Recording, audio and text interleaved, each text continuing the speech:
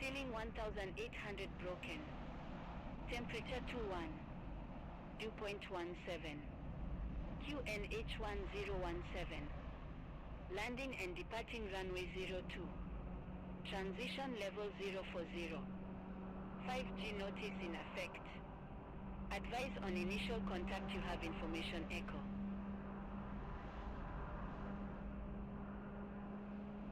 Lisbon Airport information echo. 2039 Zulu. Wind 330 at 12. Visibility 10 miles or more. Few clouds at 1600. Ceiling 1800 broken. Temperature 21. Dew point 17. QNH 1017. Landing and departing runway. Hello, hello, hello. Transition Good level evening, all. 040. 5G notice in effect. So this will be a Advise on initial contact you have information echo. pleasant evening flight from Lisbon to Azores. Information echo. So 2039 Zulu. we will be flying. Let me just cut off Visibility ATS here 10 for a or more. moment. Few clouds at 1600. Ceiling 1800 broken. All right. 484 ready to pick up IFR clearance to Nice Côte d'Azur Airport. All right. So we're still hearing the ATC, but Portugalia 4 less annoying. Lisbon delivery. So like I was saying, this is going to be a November departure. very pleasant evening flight from Lisbon to Azores. This is our cold and dark Departure. aircraft. We've just arrived on the gate. Aircraft's empty, so we're the only ones on board for now. So let's prepare our flight. Contact ground 121 And first we turn on the batteries. Yes, planes have batteries, just in case this comes as a shock.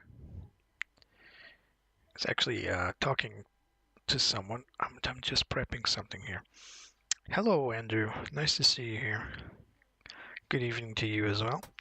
Like I was saying, I was talking to some guy the other day saying, "Oh, airplanes, they're so advanced, and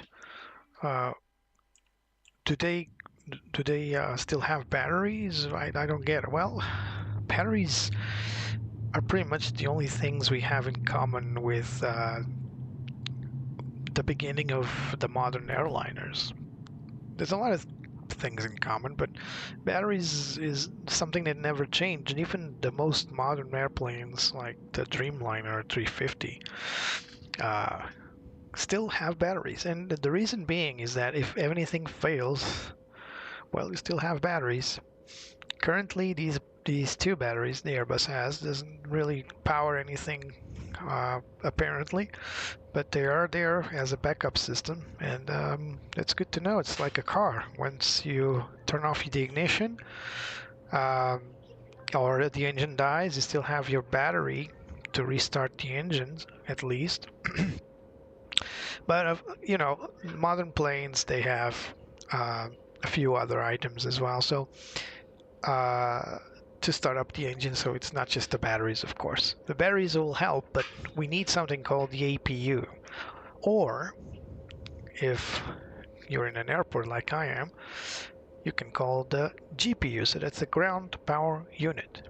This is exactly what we're going to request. Let's get... where is that? External, no, it's not in units. No. I forgot what it is. Well, we can just do it on the, let's take our seat. Let's reset position. So we are at gate 115 in Lisbon, so let's turn on our tablet and request it from here. Nope, not available, so I'm pretty sure I can request it from here.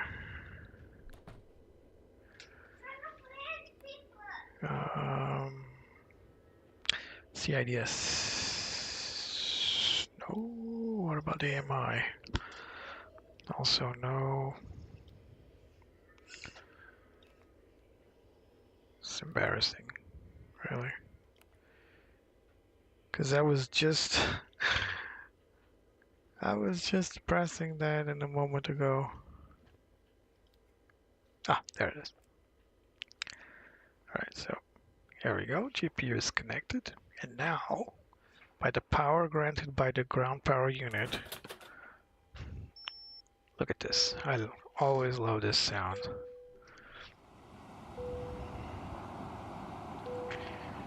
So let's shut our door for a moment here. So we are going to request that GSX initializes so that they can connect everything.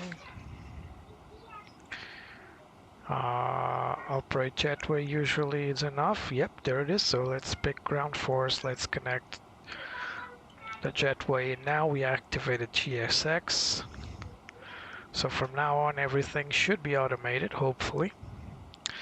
So as the plane comes to life, we'll start lighting things up a little bit. These sounds you're hearing are the normal checks the plane does.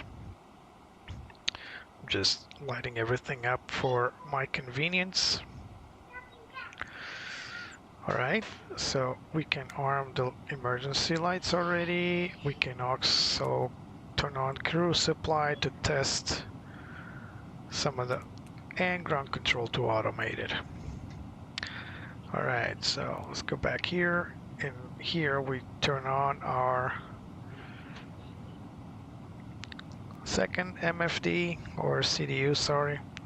And we can start by lining our inertial system. Now planes, they do operate with GPS, but once we require once GPS fails, basically we have a backup system. It's actually an old system. It's called the INS. It's old because it relies on older principles. It's not at all like the early INSs from early planes. So basically an INS is an inertial system. So inside this aircraft,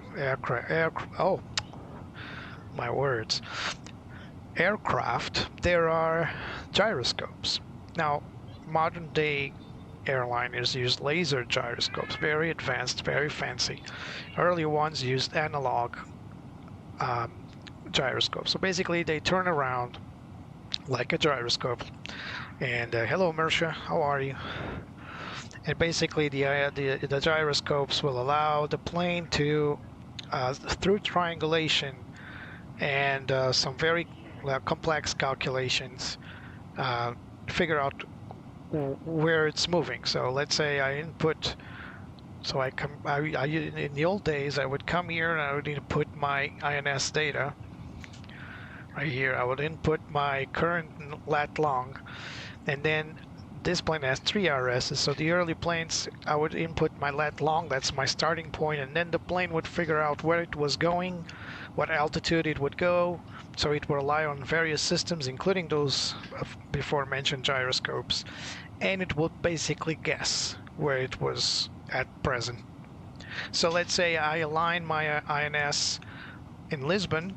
As soon as I started moving, the gyroscopes, the speedometers, the altimeter will feed information to the system, and the plane would figure out where it was at any given point. Modern day planes, however, use something called a Kalman filter, and that is a mix. It's a very complex, well, it's not very complex, the equation itself is not complex, but the mathematics behind it is complex. It's basically an equation to mix or to combine GPS data with INS data. So what I'm doing up here when I turn on my INSs, my ADIRs, is I'm basically turning on the system of the 3 ADIRs. So this is for redundancy. We have 3 of them, and once these combine with GPS, then the plane will not only try to guess its position via INS, but GPS will also tell it. And it's amazing because most of the system is based on time, believe it or not. Not the GPS is on Earth's orbit. GPS satellites will feed in not just global positioning through triangulation, but also through their atomic clocks. They can make calculations based on time. So it's a simple mathematical equation, but it is complex to explain here. Plus, I'm not really good at math, so sorry about that. In any case, we are ready to start feeding our plane with the information required. Now, as always, we have prepped this flight from Air Azores, this beautiful livery called Wonder. Look at that. It's absolutely beautiful.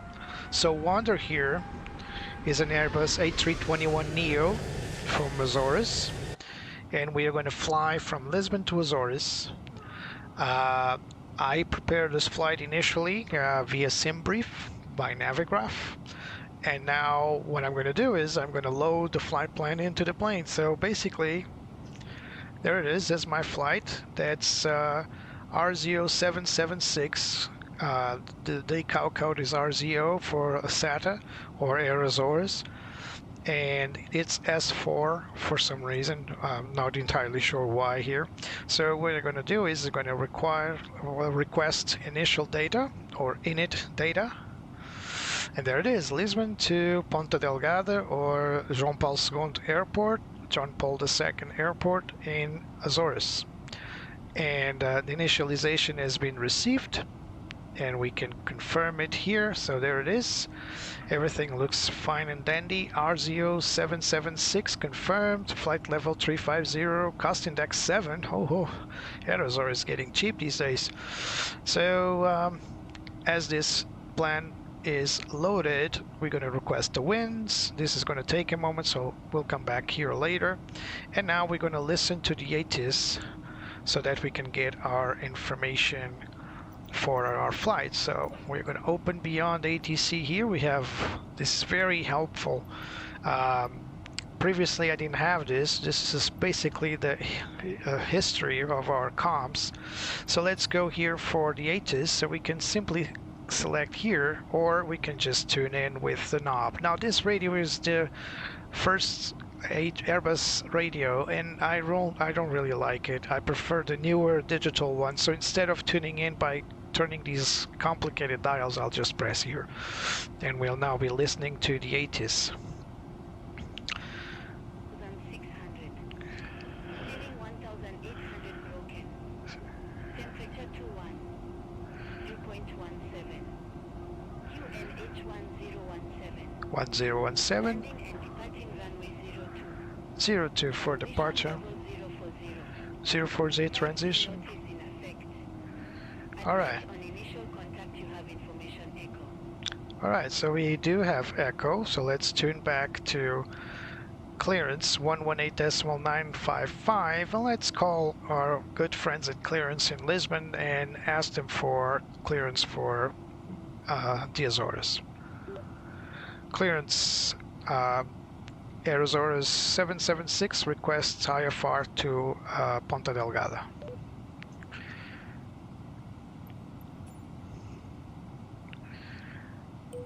All right, takes a moment. Air Azores 776, Lisbon delivery. Expect runway 02.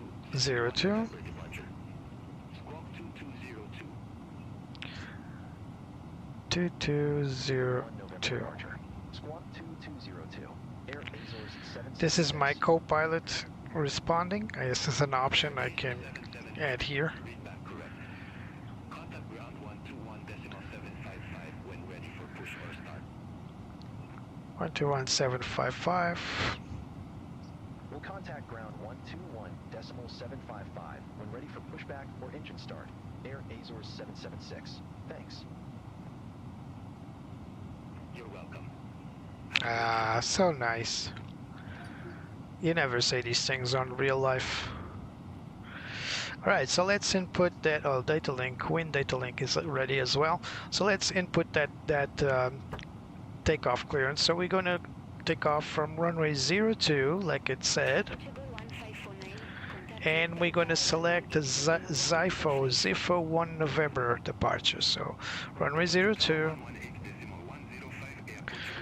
Zifo 1 November. No transition required. We're going to take a look at that chart just for the kicks of it. So let's import. So SID should be Zifog 1. Sorry, spin.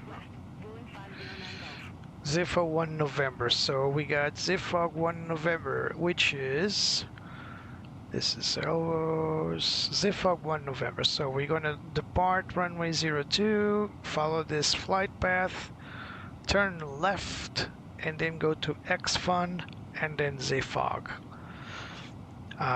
Probably LNUB here, so LNUB 1 November is for New York and Canada, probably.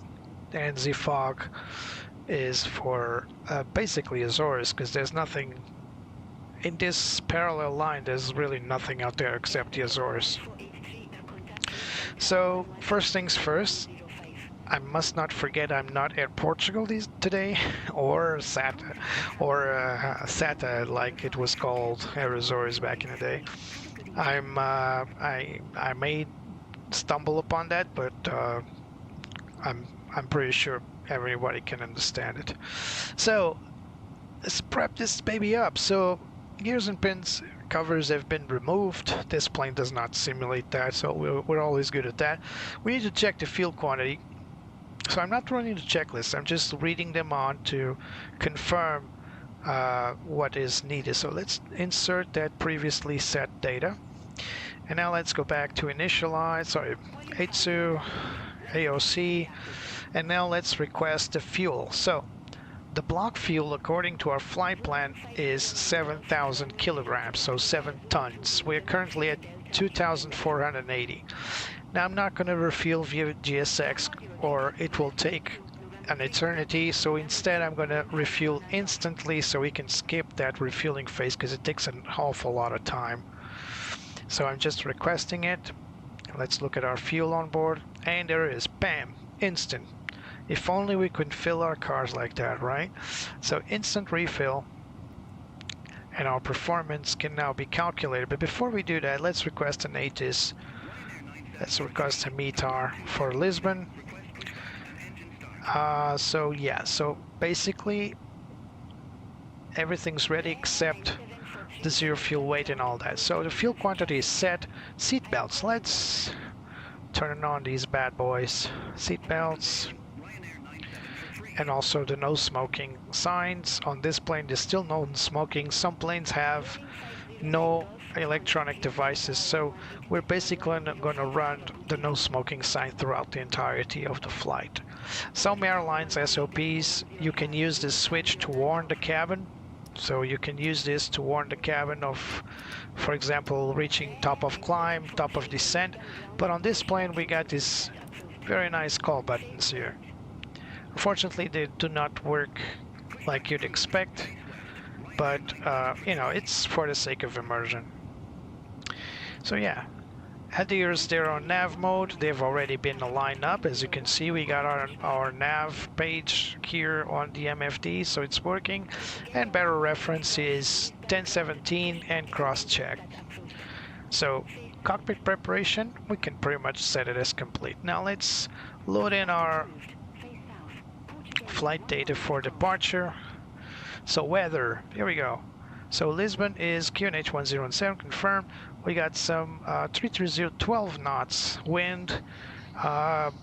Runway 02 is fine. We slightly crosswind, no big deal. The winds are variable though. There's no factor on the clouds. Visibility is KVOC 9999. Everything's fine and peachy. So we can call in the ground to, well, not the ground, but the operations to start loading our passengers in a moment. But before that, let's go to initial. So let's go to, again, H2, AOC, and now the boarding phase. This is what's been preset by our flight. So let's request board now. and let's board our passengers here. So it's been requested, and there it is, a confirmation. So this is all going to go pretty fast because it's an Airbus A321. It's not that big of a plane. We got our load sheet ready, so we're expecting zero fuel weight at 65.1. Let's load that on the aircraft performance. So 65.1, and our zero fuel weight CG. Zero fuel weight, where's the CG?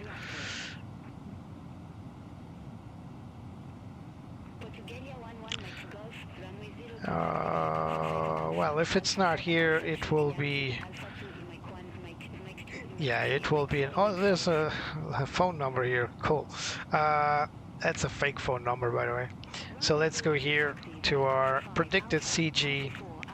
For now, we're gonna set 30.7, although the current is offset because we are still loading passengers and cargo. Well, actually, it's just been updated. Well, anyway, we're just gonna put this one for now, and then we're gonna go back to their performance page and check it again, because you know, this plane simulates passengers that don't arrive and cargo that is loaded or overloaded. So we need to check always the current data before we can go. But for now, let's go 65.1, 30.8. So 30.8. And why is it 30.8, you ask? Because it's not 30.8, it's 30.78. Well, we always round to the closest, so it's always the closest number. So it's, if it's 0.78, it's always 8, and never 7, because it's closer to the 8 than to the 7. We always go above it. It's a safety measure. We're talking about very small percentages, but still useful to know. As for fuel planning, we're going to set a 7.0 block. We can easily allow it to fuel plan it, but it's only going to give you the fuel necessary to complete the flight. We don't want to. We want to know. We want to insert the maximum available quantity, which is 7,000 kilograms. So yeah, flight's pretty much ready. We just need to go through performance now. Now we can request performance, but I've noticed that there's a slight discrepancy between the performance that I request via data link. So I prefer to go through our trusty takeoff calculator. So runway 02, we're going to go full length, and we're going to go for optimum configuration. So probably we're going to see 1F, we'll see. And air conditioning, we're going to set it to on. And that's it. Toggle flex, and well, we'll just leave this AI off. So let's do it. So let's calculate. And there it is, flaps 2. Always flex 57 for some reason. I think it's a bug. It's always flex 57 no matter what inputs we give. So 165 to 168. Quite optimistic flight data, but we'll run them again after we load the passengers because our CG is off for now. So we're just prepping this to be complete, but we'll leave it open to come back to this. So right now we just need to wait for the passengers to load. So let's go config 2. And its trim is 0.1 up. Again, we're going to recalculate this. Flex step 57 for some reason. Alright, so we can follow the passenger loading here. Sorry, not here. Here. So we are 50 passengers out of 111. So we already know that we are only going to have 511 passengers here.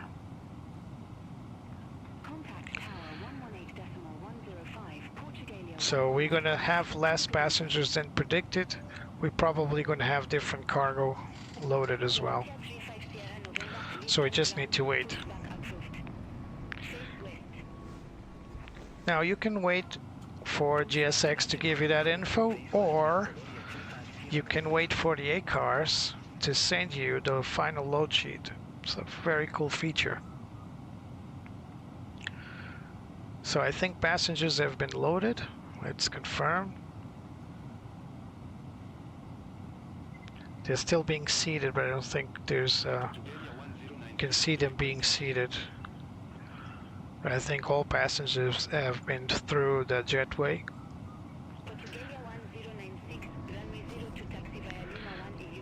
Baggage is still being loaded though, the front portion. Actually, the final bag has been loaded right now. We can close this for now. It's a very pretty livery, isn't it?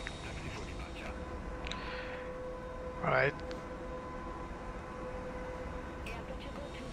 There's traffic. One plane just landed over there. And we can't really see the passengers on the jetway, but they're still coming in.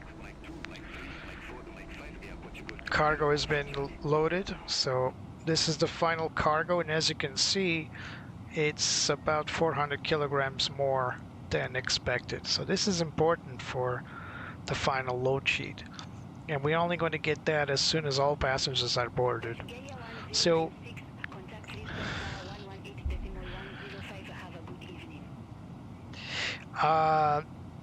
the number of passengers is defined by Simbrief.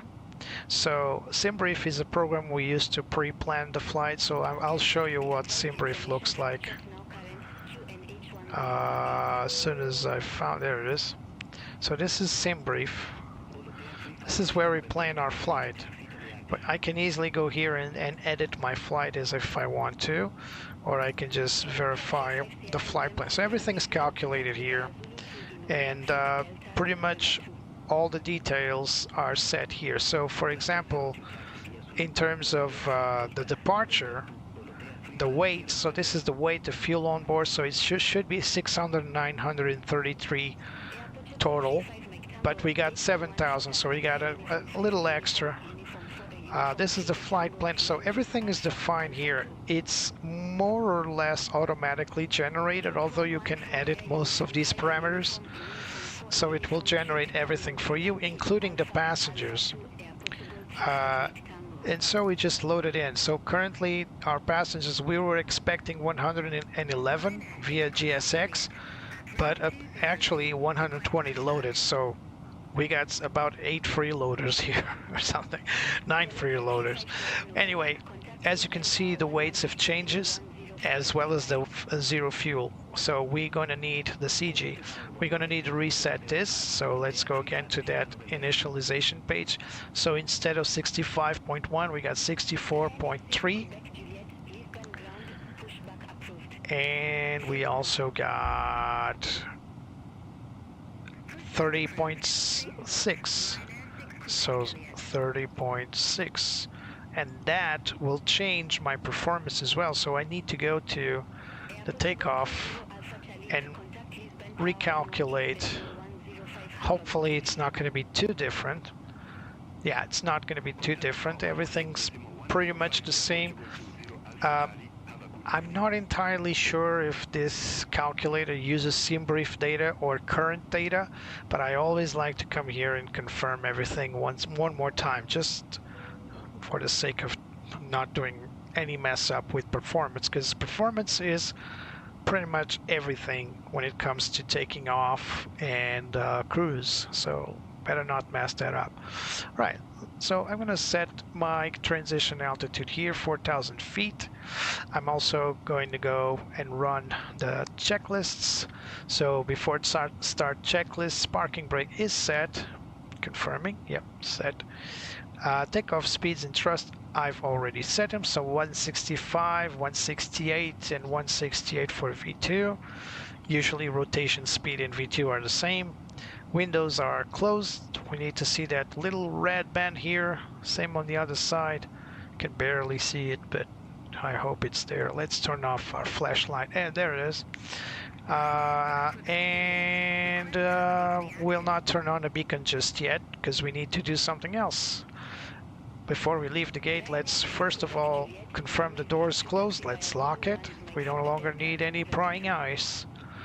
And the first thing we need to do then is start our APU.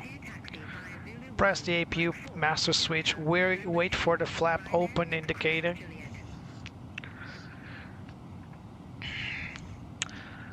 Anytime. Or maybe this plane doesn't have a flap open indicator. Ah, there it is. Just kidding. Now let's start it up. Basically the flap is a little flap, a little door on the tail. Yo, you like, I'm sorry Mitch, I didn't see your second message. You like the Dream? Well, I don't think there's a Dream for A321, not sure. I'll confirm it, but I've seen the one that does exist. It's the Charlie Sierra Tango Sierra Golf. This is the exact plane. So let's set all of this on. Let's wait for the APU and then we can start our procedure, including the finishing the before start checklist. So I've already ran through the MELs, so there are no significant systems, just some lavatory stuff. No significant stuff. Let's confirm the load sheet, the final load sheet by the way. So zero fuel weight 64.3 and 7,000 kilograms of fuel. And we got zero fuel weight 30.6, so we're good. It's just sent by our ACAR. So APU is available. Let's feed it to our system. Let's also turn on the fuel pumps, which are already been turned on, so my bad. So let's configure the plane. So wing light and finally beacon light. So arm light, seatbelt lights are on. Let's go to our connections here. Let's remove the PCA, remove the GPU. We no longer need that. And we're still going to keep our chocks because now we're going to prepare our plane for departure. Prepare for pushback and departure. We should see the marshal running or walking to our plane somewhere. There he is. Jetway is being disconnected. I'm going to turn on my track IR so I stop using the mouse. There we go. We are ready for pushback. Alright, ready for pushback confirmed. Alright, we're good to go.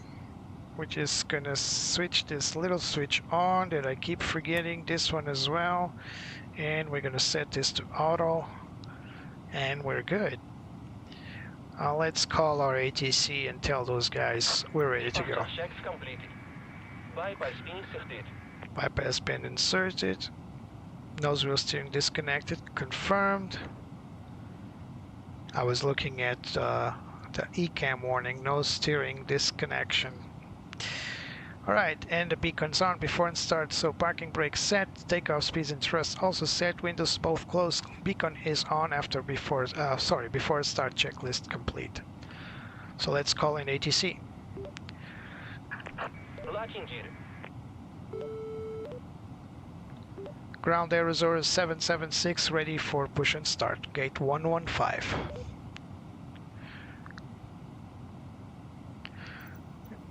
Let's bring back our ATC. Air Azores 776, Lisbon ground. So we need to face south. Face south. Let's let our Pushback approved. co-pilot Face respond. south, Air Azores 776. Sorry, not this one. Connections, services. Oh, services.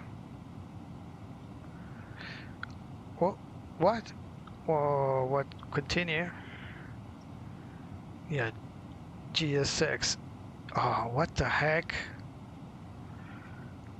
GSX is just the worst. Come on. Face south. Alright, so facing south is to my right. My right side. So facing. Release parking brakes, please. Releasing parking brakes. Commencing push. All engines clear. Start at wheel. Alright, here we go. Starting engine, start number 1. Starting 1 and 2 is now a procedure from Airbus. Previously, some companies prefer to start either engine, but now Airbus has declared that in order to keep the ground crew safe, the assumption is that number 1 is always the first one to start on twin engines. So some airlines used to prefer one or the other for various reasons, for running time, single engine taxi, blah blah blah, a lot of different reasons. We're not going to conduct single engine taxi, but now Airbus has just said no, everybody does the same. So let's just turn around lights so we don't blind our tug. Gate 117, request pushback and engine start. Alright, number 1 is available. Let's start number 2. Air Portugal 1040, Lisbon ground, hold position for traffic. Set parking brakes. Parking brakes are set. Waiting your confirmation for your engine start. Starting number 2.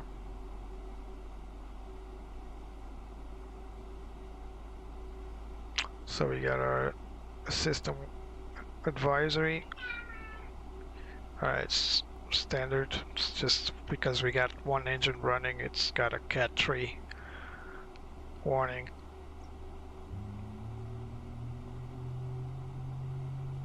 Number 2 coming alive.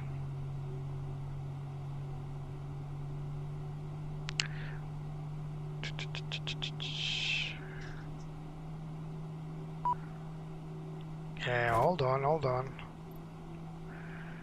This little beep is the GSX telling me to confirm good engine start. Let's do that. So both engines are on. Cockpit to ground. We have a good engine start. You can disconnect.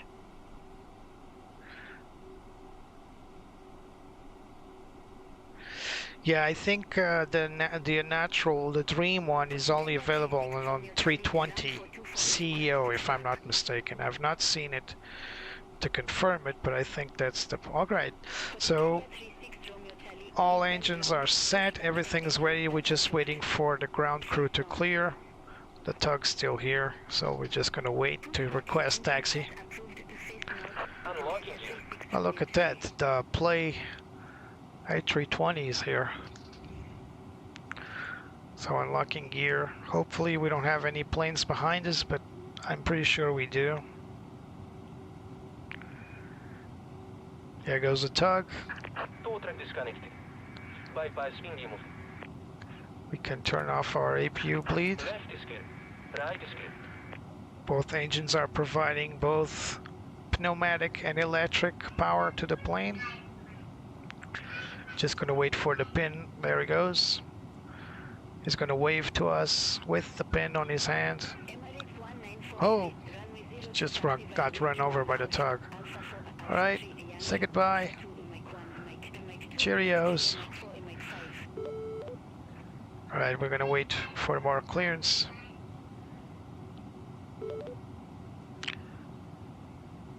It just gave a clearance for that Emirates.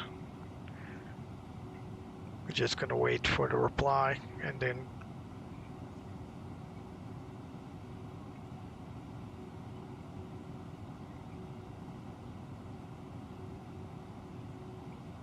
yeah, 7 people watching. Thanks for coming. Don't forget to leave your little like, because it really helps. Oh. Air 314 Romeo at ramp 208. Come on, let me speak. So while we're at it, let's run the after start checklist. So after start anti-ice not required, ECAM status set, checked. Pitch trim, we're going to confirm that in a moment, and rudder trim set to neutral. Alright. Alright, let's request right now. Ah, come on.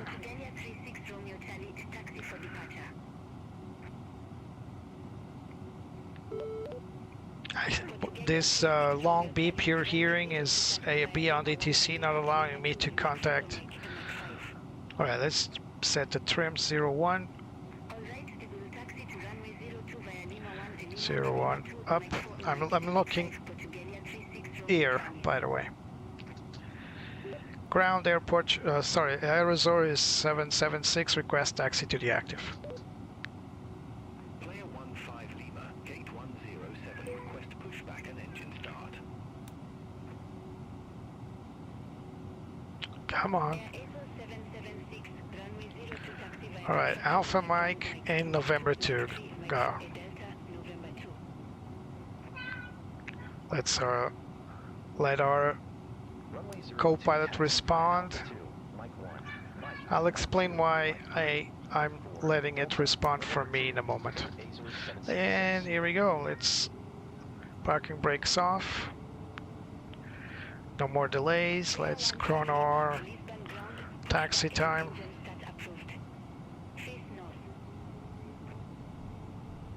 Pushback and engine start approved. Face north, player 15. So that sound means that the cabin's ready.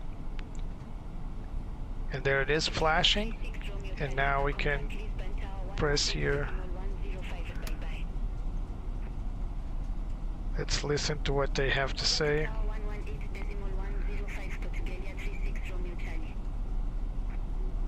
Hello, it's Nolan. Let's cabin secure for takeoff. Thank you. Copy, cabin secured. So, pretty nice people. So we're going a little fast for the taxi, especially on the turns. Apologies. There's a plane landing right there.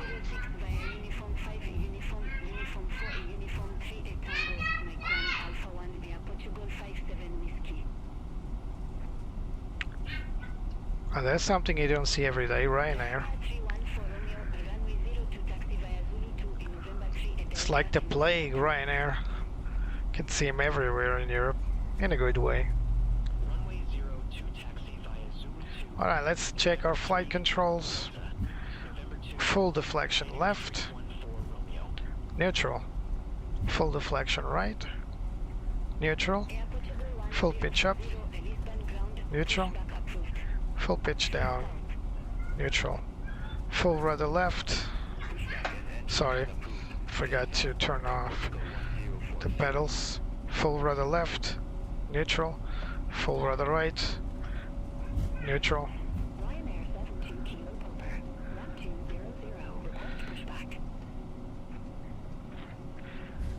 Let's go turn it back on. So taxi checklist, flight controls are set. Flaps. Flaps set to 2. So we're gonna hold on November 2 here. Radar, weather prediction. Radar is set on. Weather prediction set to on as well. Engine mode selector normal. ECAM status. Takeoff test. ECAM status green, no blue. Alright. So let's wait here. And let's call the tower. Let's clear this up. Tower Air Portugal, Air Azores 776, ready for departure. I keep saying Air Portugal. They're gonna hang me for this. Look at all these planes.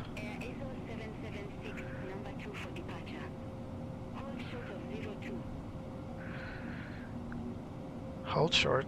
Roger. Hold short of 02 for traffic. Air Azores 776. Is that plane landing with another one? Whoa. That was already one guy here. That's nuts. There was a plane on the runway.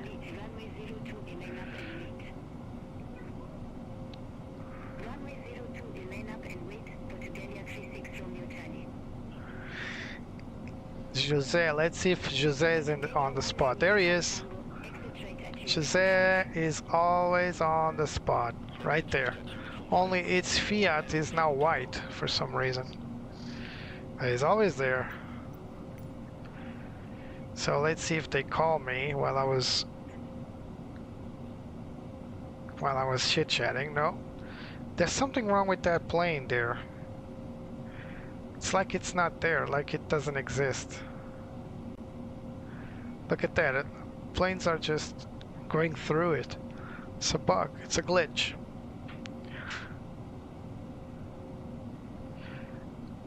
Yeah, it's bugged. It happens. Look at that, Emirates.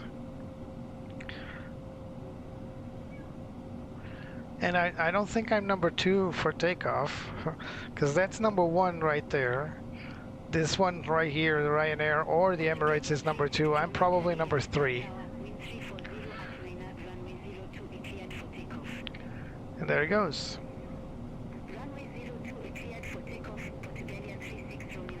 That's very odd. I've never seen that with beyond ATC traffic. Alright, it's gonna send out the Ryanair first. Runway 02, line up and wait. Ryanair 314 Romeo. We're gonna move forth as well.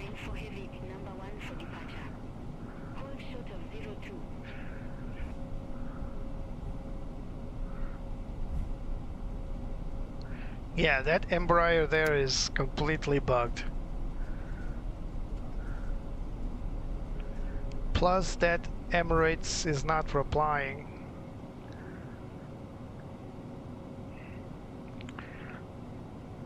Are you going to take off? Yes, he's going to take off. Just giving some clearance from that departing plane over there. There's no one coming on downwind. You see,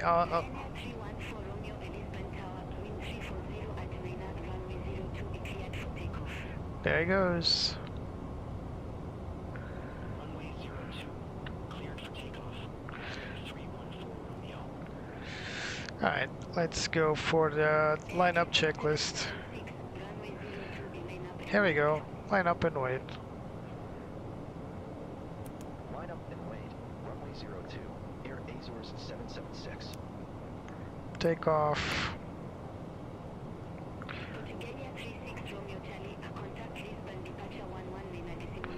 This is going to be a mess. There goes our landing lights. This is going to be a mess here. Please don't mind what's about to happen, because it's not my fault.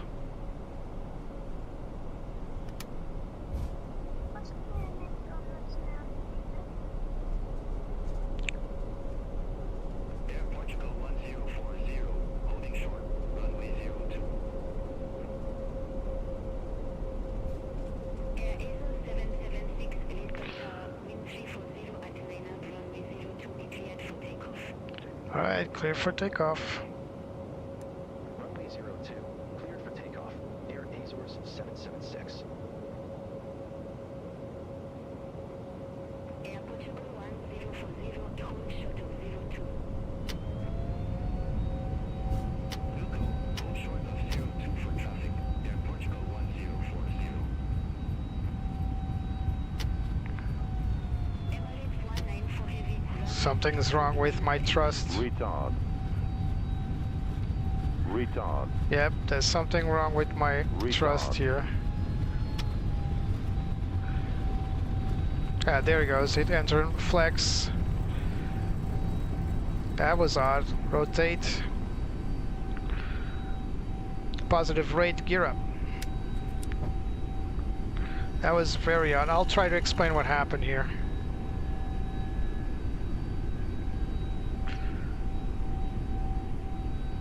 Just let me concentrate on departing.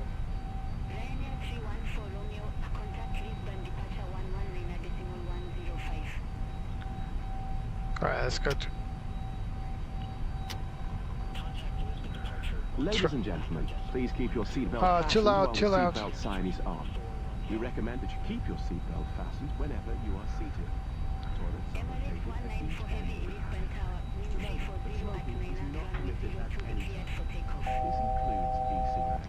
Speed check flaps 1. In just a few moments, we'll commence our in-flight service, offering you the chance to purchase from us details can be found in your in-flight brochure. Speed check, flaps up. Also purchase a selection of hot beverages together with drinks and snacks from the bar. We accept payment in pounds, euros. We're not most being major cleared currencies, yet to including contact pounds. departure for some Your reason. exchange would be greatly appreciated. And if we could be of any further assistance, Anytime please now. ask us as we join you in the cabin shortly. Air Portugal 1040, runway 02, line up and wait. Anytime. Line up and wait. Runway 02. We're still holding 4,000 feet. We're gonna climb here. Or at least 10,000 feet. Air Azores 776. Here we go. Contact Lisbon, departure 119.105. 119.105. 119.105. Air Azores 776. Standard and standard. Lisbon departure. Air Azores 776. Flight level 045. Stern left. Air Azores 776. Lisbon departure. Good evening. Identified. Climb to flight level 170. 170. Climb to flight level 170. Air Azores 776. We're overspeeding slightly. So what happened during the takeoff run was that I was adding thrust to reach flex MCT here, but it was like the throttle wouldn't advance forward for some reason. This could be a joystick issue, and or a calibration issue, not sure, but as soon as I pulled back to neutral and then back up, then it went to flex MCT. So probably a hardware issue, hopefully something temporary.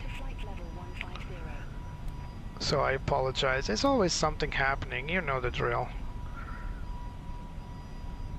So after departure, we weren't being cleared to switch frequencies to Lisbon departure. When that happens, you don't get a new altitude. So the initial clearance is to climb for 4,000 feet, which is the transition altitude. But if you don't get any different altitude, you need to remain there. That's what was happening. So that's why I decided, no, screw it. I decided to continue climb because that will mask my performance, will make me spend more fuel than desired, and I really don't want that. So let's go here and follow our flight. So currently we're making this left turn here, the first left turn, and then there will be a second left turn, and then finally a right hand turn to Zifog, and then we'll move to the Atlantic Ocean.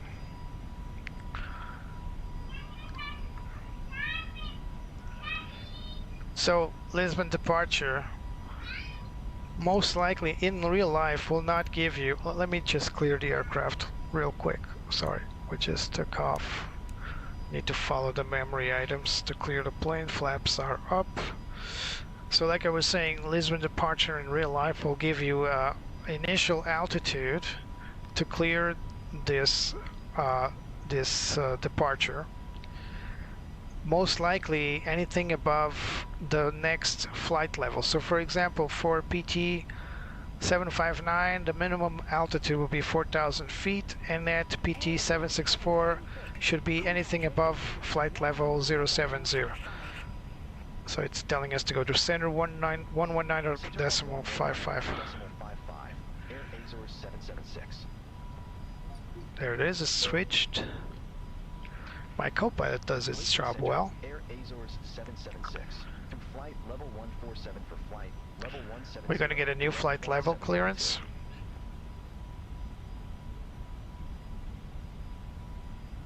Air Azores 776. 350, which is our cruise altitude. 350. Climb to flight level 350. Air And as you can Azores see, this blue line here, let me zoom in for you, indicates where we will hit the cruising altitude, which should be somewhere above Zifog. It's actually pretty good predicting. Center on 118.0. predicting stuff. Approach equal to 0 Alpha Charlie, bye-bye. So no longer need my track IR for now. So and I also can stop the chrono, no need. Alright, well now let's clear off this chart because I've confirmed with my ND that I'll be flying this correctly. Oh, and no automated flight following. We just need to reset the this is a bug. We just need to reset the electronic flight bag, import Simbrief again, and then now we have our flight and our flight plan. So we're following that procedure I was talking about. Switches to night mode, better for the eyes. Now should be on flight plan. Come on, co-pilot, you're not doing your work correctly today. Now for the rest of the time we are just managing systems. We're not doing much. There are some things we need to do. For example, passing 10,000 feet, which we already did. We should turn off the landing lights so that we don't have that extra drag. So coming back to the throttle, that's not us. Coming back to our throttle. So as you can see, the Airbus throttle has these little markings here. Don't know if you can see it. So there's Toga, there's Flex MCT, CL, 0, and reverse, and there's a whole range of reverse all the way to full. What these are detents, so the throttle will move freely between CL and 0, as well as CL and Flex MCT and Toga. The Airbus philosophy is you don't control throttle directly, so you don't move the throttle handles or you don't see them moving as the engine control also moves. Because we don't deal with throttle, we deal with thrust. And you might say, well, it's just semantics for a different world. Well, no, it's a different philosophy. So when I'm preparing my flight, I select flex data. So when I selecting my takeoff performance, the plane told me that it wanted flex 57, not the plane but the calculator. Calculator said it wanted flex 57. What this does is, if I move my throttle or thrust into the flex MCT mode, what I'm basically doing is telling the plane, listen, what I want is what I set up in my performance page on the MFD, on the CDU, sorry, which coincided with that flex 57. So when I was in performance, I can no longer go to that page, but when I was in performance, I added flex 57, and that's what I'm telling the plane. Now, what is flex 57? Flex 57 is basically lying to the plane. It's telling them that the temperature outside my plane is a certain value, a certain number, when in fact is, I don't know, 22, 23 degrees Celsius. I'm telling it it's 57 degrees or something. The idea being that if I do that, the plane will perform what we call a derated takeoff. That will preserve engine power and preserve engine wear and tear. But why? Because the engines can produce a lot more power. Doesn't mean I need to use it all the time. If 57, if let's say 80% thrust is necessary for the takeoff, I don't need to use 100. So I'll basically lie to the plane and say, hey, the temperature outside is whatever value the calculator will give me, and the plane will just perform a derated takeoff or a reduced thrust takeoff, whatever you want to call it. And to do that, we need to go into flex. On Boeing, this is very similar, although on Boeing we just engage the Toga buttons and it will go to the flex. It's a little different, so we don't have Toga buttons here. We just move to the detents and the plane will accelerate or decelerate according to what's predicted on the CDU. Now after a while you're on flex MCT, after a while it will tell you to move back to climb. So this is where we are right now, thrust climb. We're at climb thrust, and this is basically the other detent right here, CL. You can see it here. So this is where the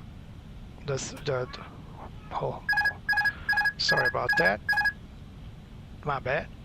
So I basically moved the trim out of trim, so I moved the wheel accidentally, so I moved the plane out of trim. So what I was saying is that we are currently here on this detent here, although we can barely see it, but there's a little indent here. Don't know if you can see it. I can turn on the flashlight, maybe it will help. Yeah, there it is. So you see there's a little indentation here. So this is where the current system, or the current position that better said is. It's on climb thrust, and believe it or not, throughout the entire flight from takeoff, as soon as we go out of flex MCT to climb, we never leave the climb mode. Even on touchdown, we only get out of climb mode to retard the plane. So that's the annunciation you often hear on an Airbus when almost touching down, retard. It's not a curse word, it's not insulting you, it's actually telling you to retard the throttle or retard the thrust levers to 0 so that you can land with 0 thrust added. So it's a very dark night, not even a moon. Let's go look outside. Completely dark. Look at that, that's Lisbon back there. It's going to be a very dark flight. Oh, Mirsha, thank you for reminding me. Yeah, you want to know what happened last time? So the Airbus, unlike the Boeing, the Airbus has an automated pressurization system.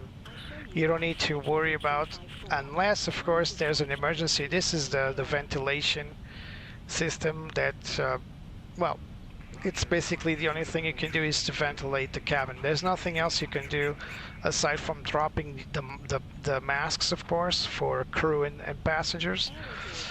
But that's not us again.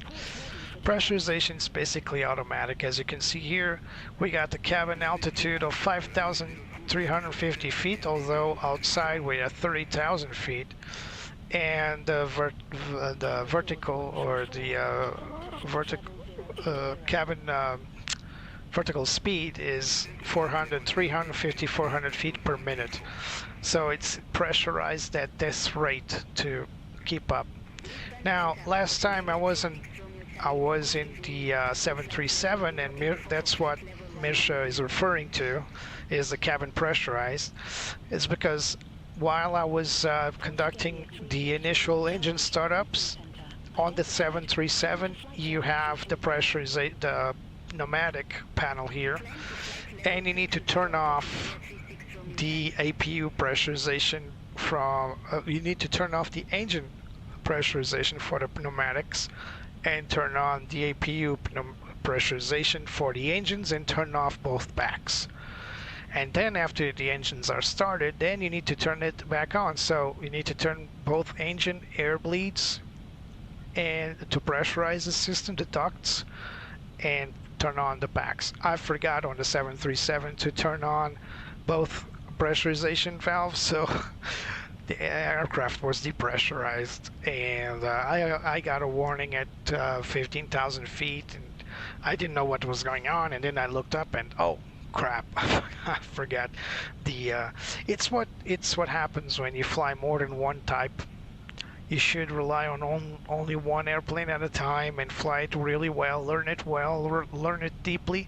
And if you want to change, then do the same thing again. Just learn it well, learn it deeply. Don't mix up stuff, because you will mix up stuff. And once you do that, you're going to ruin everything for both planes. So we're reaching the top of climb. Let's turn off the seatbelt sign so our passengers can move about as well, as long as they want to. And now we're going to insert our landing data, although we're still a bit off, so it's a 2-hour flight. We're only at 15 minutes in. I'm going to accelerate time in a moment, so please don't think I'm going to do 2 hours of flight. I'm just going to reach the top of climb, which should be in a moment now. Then I'm going to check what's the nearest air waypoint. It's probably going to be the next one after Komoot. We'll see in a moment. And we'll make a jump to that time, to that position. So the jumping system really works well on the FS Labs 320. It's basically a teleportation. So we'll be teleported to the next waypoint. This will mess up things a little bit in terms of traffic, but especially in terms of weather. But I prefer to risk that than to have you guys waiting 2 hours, which I'm sure not a lot of people will be into that anyway. But before that, let's request via our data link, let's request a new METAR, in this case for Ponta Delgada, Azores. So let's wait for the reply. And there is the reply. So weather for Ponta Delgada is, we're reaching our top of climb. Let's just wait to see the plane stabilize. We're having some very prominent nose wind, 60 knots nose wind, slightly crossed. But as you can see, it's enough to place ourselves sideways. So this is our aircraft azimuth, so the nose direction, and this is our true heading here. So as you can see, we are we're sideways. And the same thing can be said about the true airspeed. We are 40 knots in true airspeed, but our ground speed is only 407 knots. So yeah, we're being dragged slightly to the left and slightly slower than what we would like. But let's input the data for landing. So let's go to our flight plan. Ponta Delgada, let's press arrival. This could change, but if it does change, we'll switch it back up. So let's go back to our flight plan. Let's go to routing. And we're expecting, let's zoom in a little bit, we're expecting runway 30 at beacon 7 Alpha. So runway 30, let's make it Zulu. Not entirely sure. Let's make it a Zulu approach, and it's a beacon 7 Alpha, right? Yeah, 7 Alpha. So we passed that 7 Alpha. There are no vias. Let's put Supac via Supac, because I think we're going to need to cross the western side of the island. We'll look into that in a moment. So now we got the full flight plan inserted. We can go for the performance. So let's go back here to our ACARS page. Ryanair 314 Lisbon Center. Good evening. Radar contact. And so we got QNH 1026. So QNH 1026. So I'm basically telling the plane what to expect in terms of weather. And we got 2118, so temperature 21. Now the winds is going to be 110 at 4. 110/4. And we're going to take a look at our radio or barrel. We're going to set 200 feet for, I'm not sure this approach is regular because it's an island. So let's take a look at the charts first. So Ponta Delgada, arrivals, and it's going to be beacon 7 Alpha according to our flight plan. And beacon 7 Alpha tells us that we're going to go out from beacon, go to Omobi, and then go to Suvap. So nice pick with that transition on Suvap. as for the approach itself, it's either going to be a Zulu or a Yankee or an X-ray approach. So we're going to go for a category A Zulu approach. And after Zuvap right here, we're going to go make our little direct approach to the island. And we got a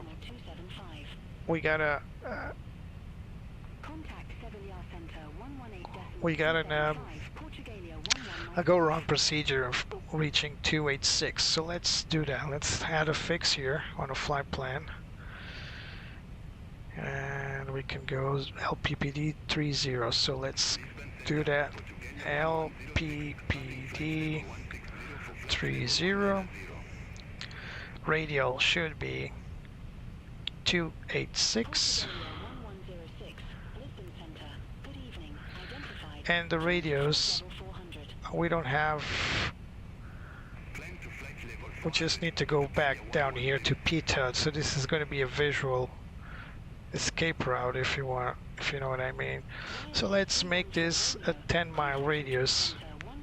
This is for a go-around.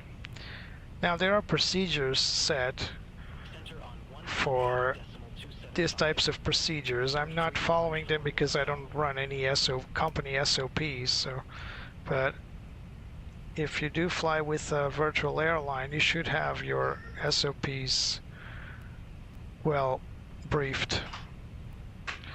So I'm basically just moving my flight plan towards, yeah, there it is. So yeah, well, okay, so we got a 10-mile radius. Let's zoom in a little bit.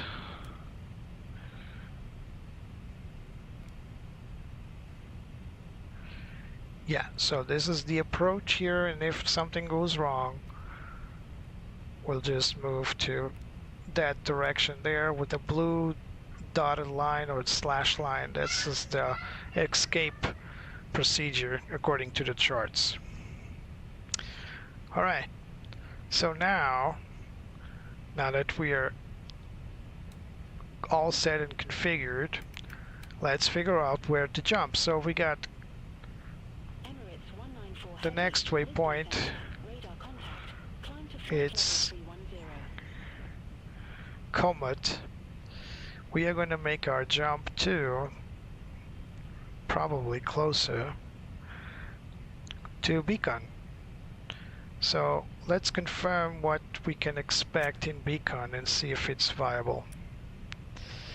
So let's jump ahead, and Beacon should be flight level 350, speed 76 Mach, fuel on board 2.6, time 23:14. So that's a very big jump, but we'll still be hopefully well within the top of descent, before the top of descent. I'm just going to confirm that because I'm just like that. I don't like to make jumps like these, so I'm just doing this for the sake of the broadcast, for the live stream. So let's see, nav PO. So Beacon is right above the top of descent, so that's not really feasible because it's right on the top of descent. And the problem with that is that if I go and just, you know, teleport to Beacon right on top of descent, beyond ATC will just go AWire. It will go nuts. So I prefer to go to the one just before Beacon. It's still gonna take a little while, but I prefer not to take risks. So the first one should be 3821 November. So if this is to be anything, it's just too far. It's just too far. Pretty sure it's just too far. Well, where is it exactly? So 3820N is at 160 miles from Beacon. I wanted something closer, like much closer than that. But you know, if it's what it takes to reduce flight, we'll do it. So 321, wish me luck. I hope nobody explodes. Confirm jump now. And woo, look at my plane, he's jumped all the way. Alright, seems like we're recovering. Let's wait for it to stabilize. Ladies and gentlemen, take full advantage of your tax-free allowances today. Make some amazing savings. And there we are. So, In-flight brochure, you'll find details about award-winning alright, let's see if ATC doesn't poop itself. most of your opportunity to shop and save from the comfort of your seat. Contact Santa If you'd Maria like to see Oceanic. Alright, it's telling me to go to Santa Maria Oceanic. and just ask us if we join you in the cabin. Center on 132. And we already can see the top of descent. That's exactly what we wanted. Santa Maria Oceanic, Air Azores 776, flight level 350.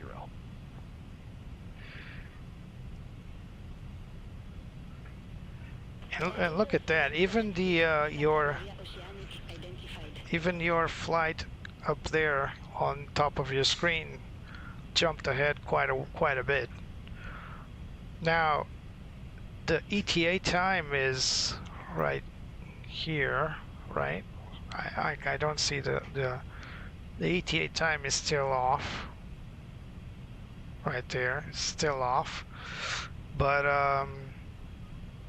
it's you know, it's better than having to wait 2 hours to land.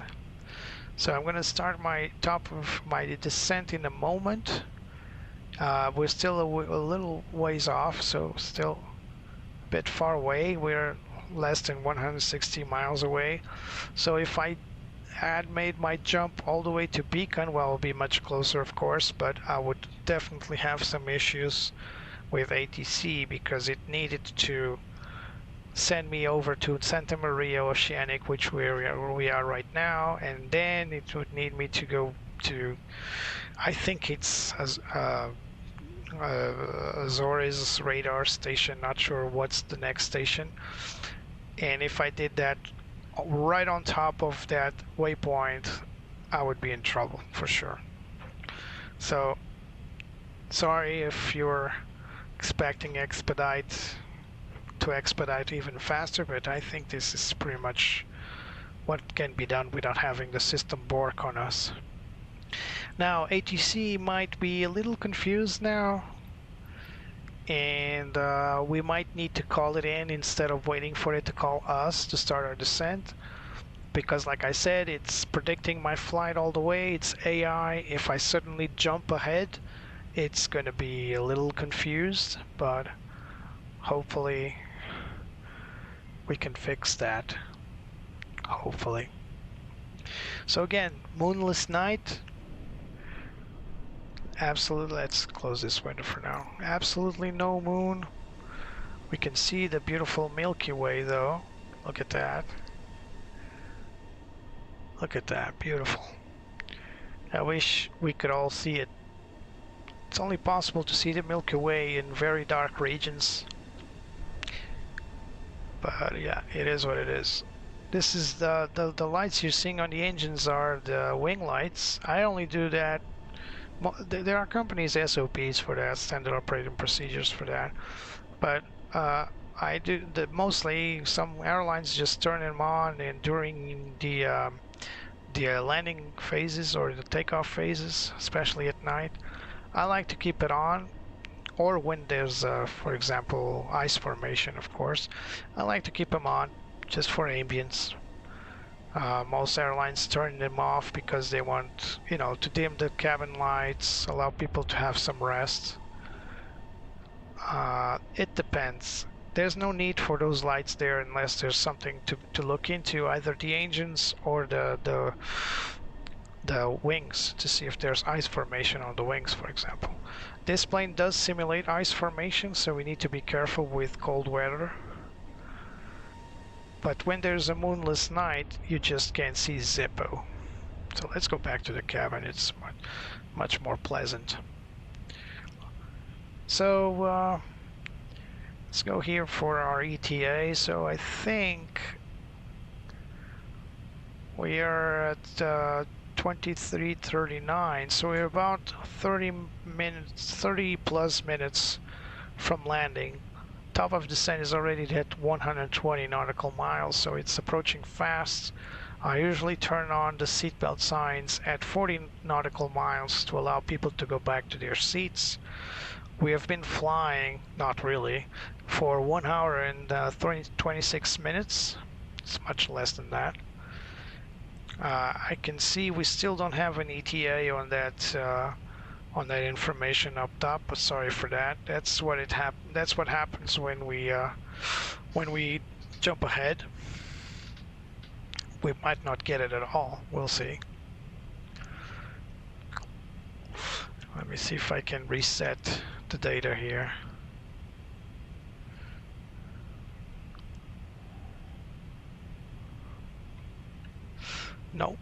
No, I can't reset it. It's not even monitoring indicated airspeed, so it just went haywire. Right? Yeah, it's 0 knots, so it just went nuts. Let me see if I can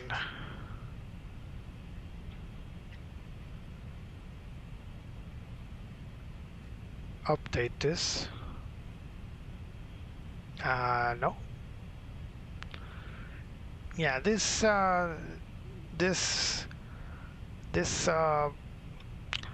flight status is not the best, but it's the one I found.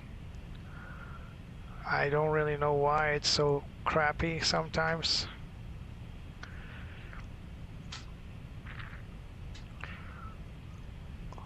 Alright, let's see. I just turn it off. I'm going to turn it back on to see if it updates correctly now.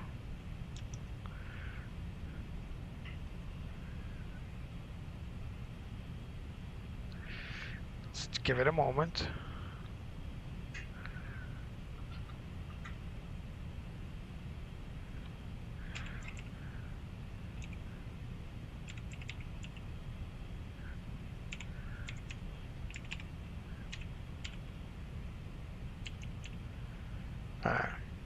How about now?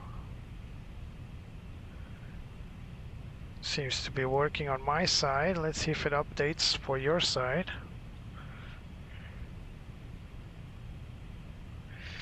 Yep, there it is. Nice. It does work sometimes. So now you have it. ETA at 22:36.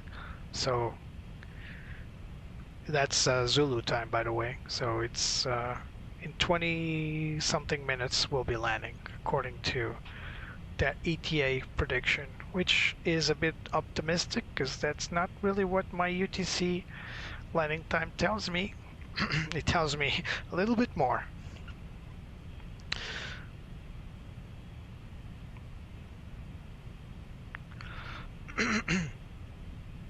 So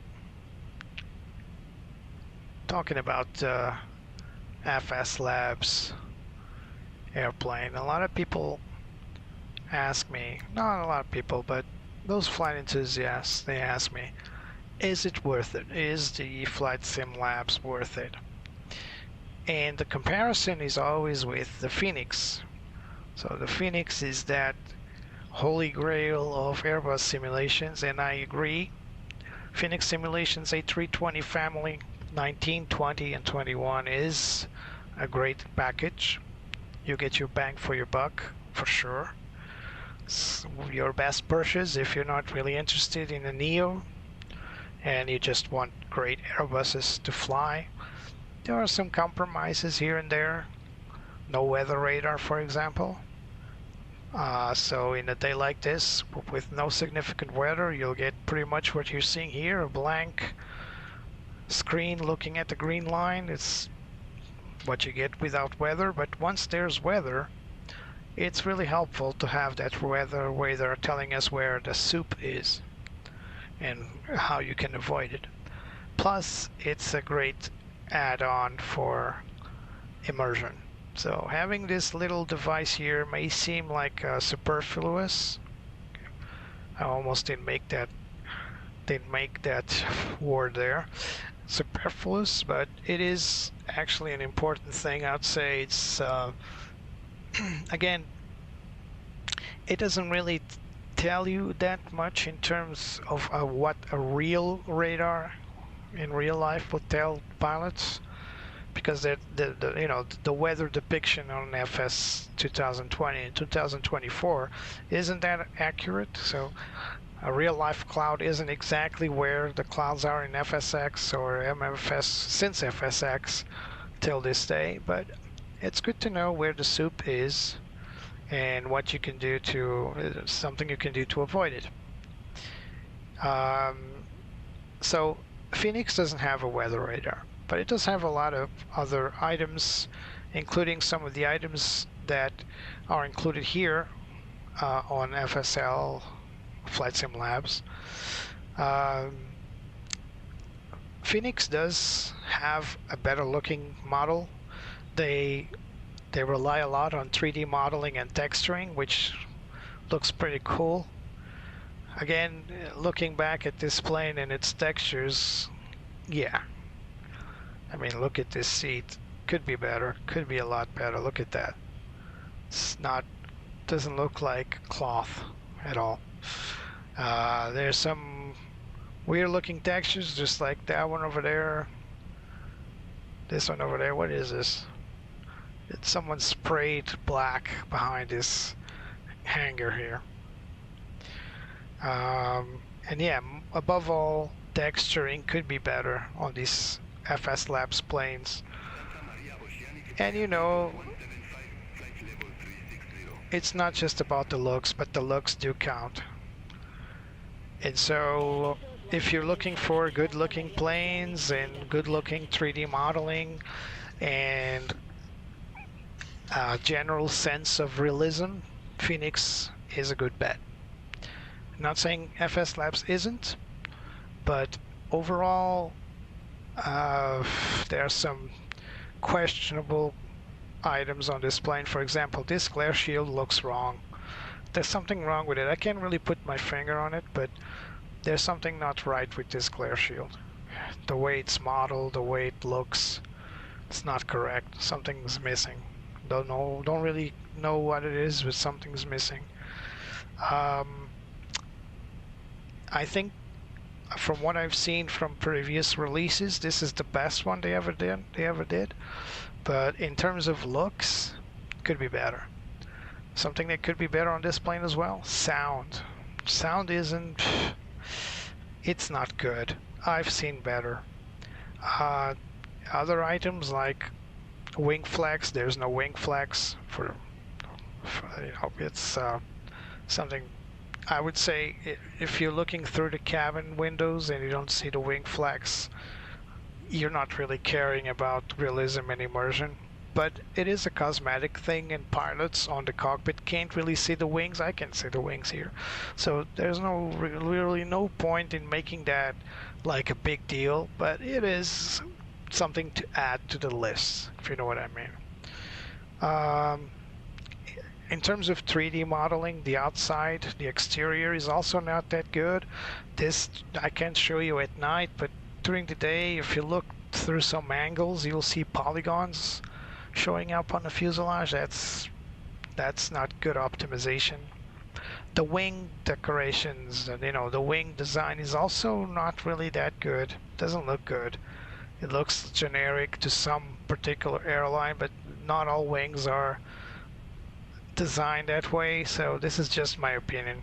Could be wrong, but overall, in terms of looks, what the plane looks like and the textures and 3D modeling, FS Labs really needs to up its game because it's not looking good so far.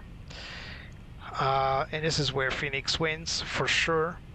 Phoenix does not have a Neo, so that's a big minus for me because I wanted a Neo. That's why I acquired the FS Labs. I think the Neo and especially the A321neo are the, you know, where aviation is heading to. I think that the performance and the capacity, not this plane in particular, but the planes that have the XLR are the extended range, so they can perform long range flights like Lisbon to New York.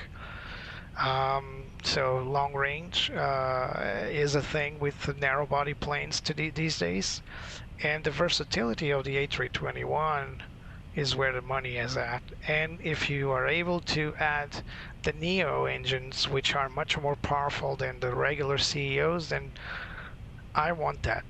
So either General Electric or Pratt & Whitney Neos, the LEAP engines, and then or the Pratt & Whitney engines, they're a must.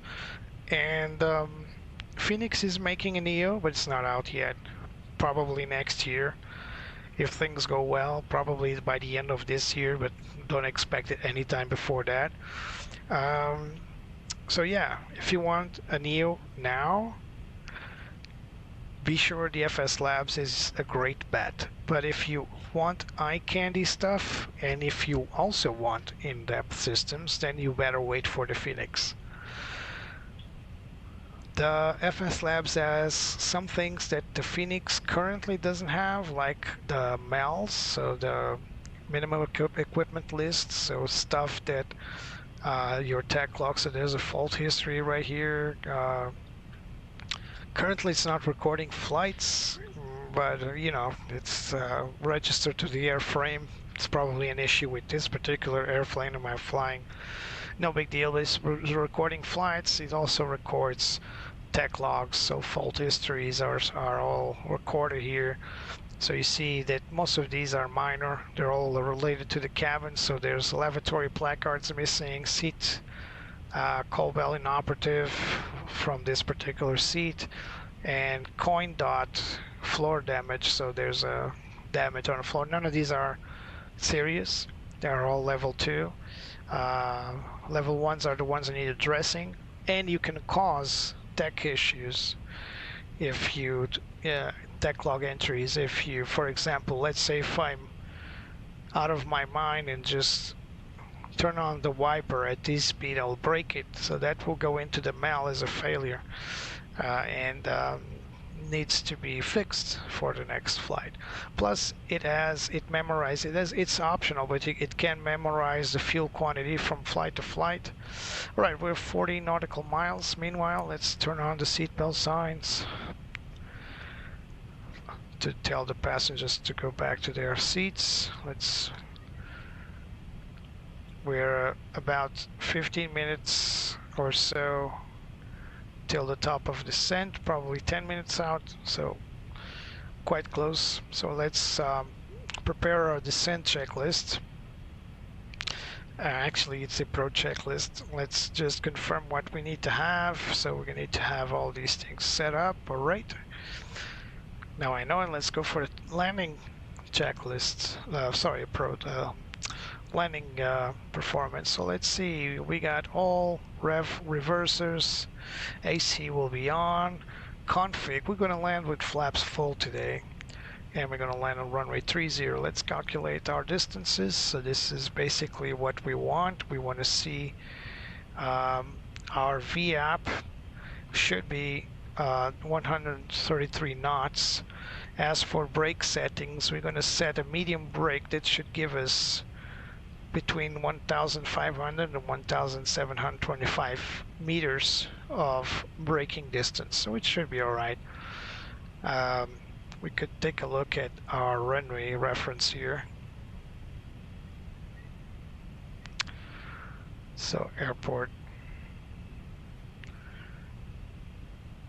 So we are going to need, so the runway is 2,323 meters, so we'll be stopping well within that margin. We are going to try to go into these gates up here, parkings, either one of these, so Whiskey 8 or Whiskey 10. We'll see what's assigned for us. Definitely not these two aprons, not November, not Sierra. We're going to go for the terminal, so apron W. All right. Runway 12, for freak's sake. So runway ILS, runway 12, we don't have ILS, so it's going to be RNAV whiskey. Probably whiskey. I know, let me check. Let me check the approach.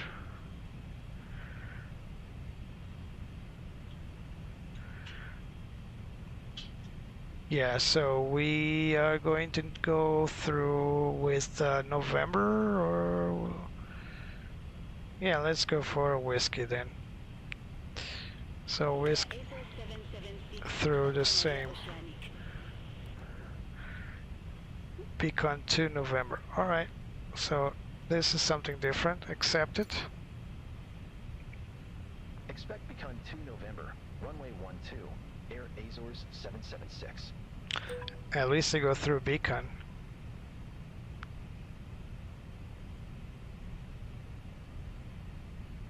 All right, let's go ready for descent. We're just gonna wait. We got 20 miles out. We'll just wait a little bit. So yeah, big change for us. So we were expecting a south approach with a direct south approach, southwest approach, and now this is what we're gonna do. So we have changed our approach to something like this. Now we need to make a transition point here between these 2 points, but basically we need to go all the way around the island to this waypoint here. If we don't do anything, the plane will think we need to cross over the island. That's not what we want. So we're going to select our nav approach, and now we're going to select how do we transition from one side to the other? Is this a visual thing? It's gotta be visual, right? Because we can't just move direct over the island here. It's gotta be a visual. I was not expecting this approach. So let me see if I got any further intel on this. First of all, let's clear these out. Let's unpin them, because I don't need them anymore. We're gonna try the whiskey approach.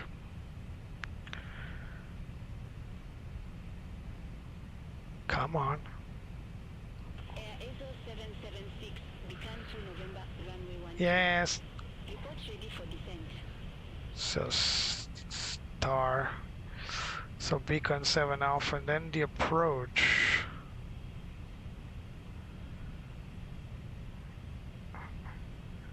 So there it is. We need to go through this SM806, which for some reason is not here. So we're going to insert it here, SM806.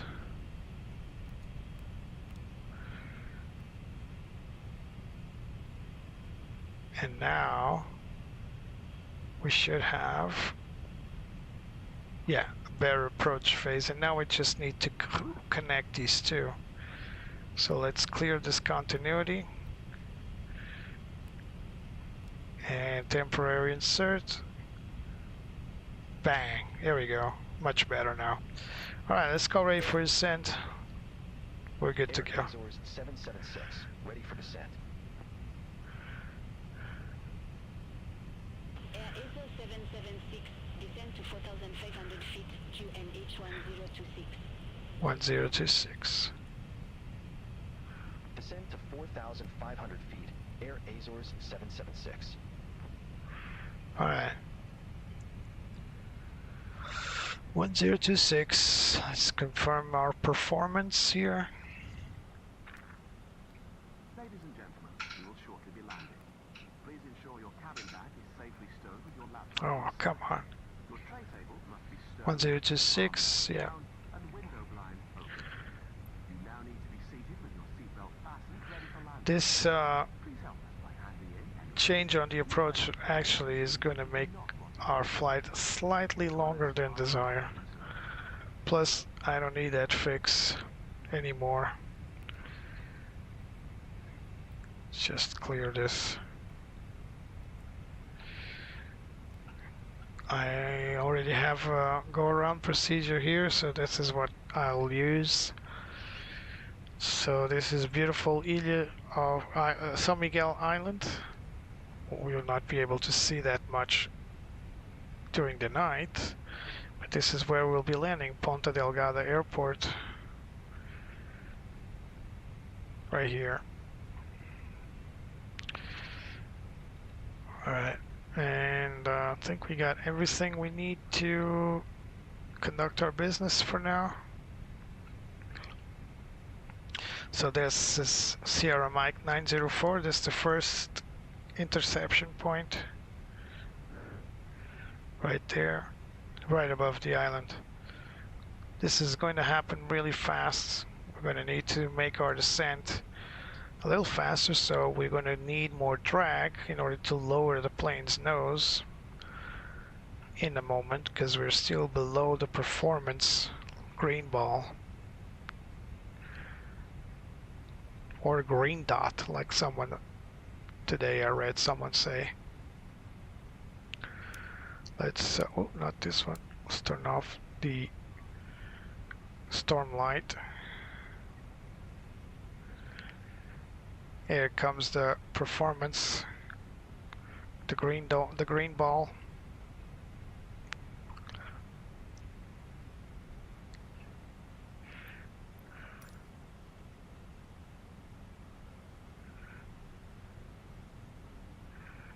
It looks like we're descending slow, but that's because we're still above performance descent. Manage descent, here it comes, manage descent, and the nose is going to come down. It's all a game of descent rate and airspeed. We got some constraints coming up. So altitudes and speeds, we can't go above or below. Those are what constraints tells us. And there we go. Still dark. By the way, a lot of people, or some people, ask me, why don't I see the tail logo? Well, this is realistic. The Airbus at night, they turn off the logo lights on the tail. Don't ask me why. It's probably to conserve power, to conserve lights, something like that. Not sure. There are only two modes.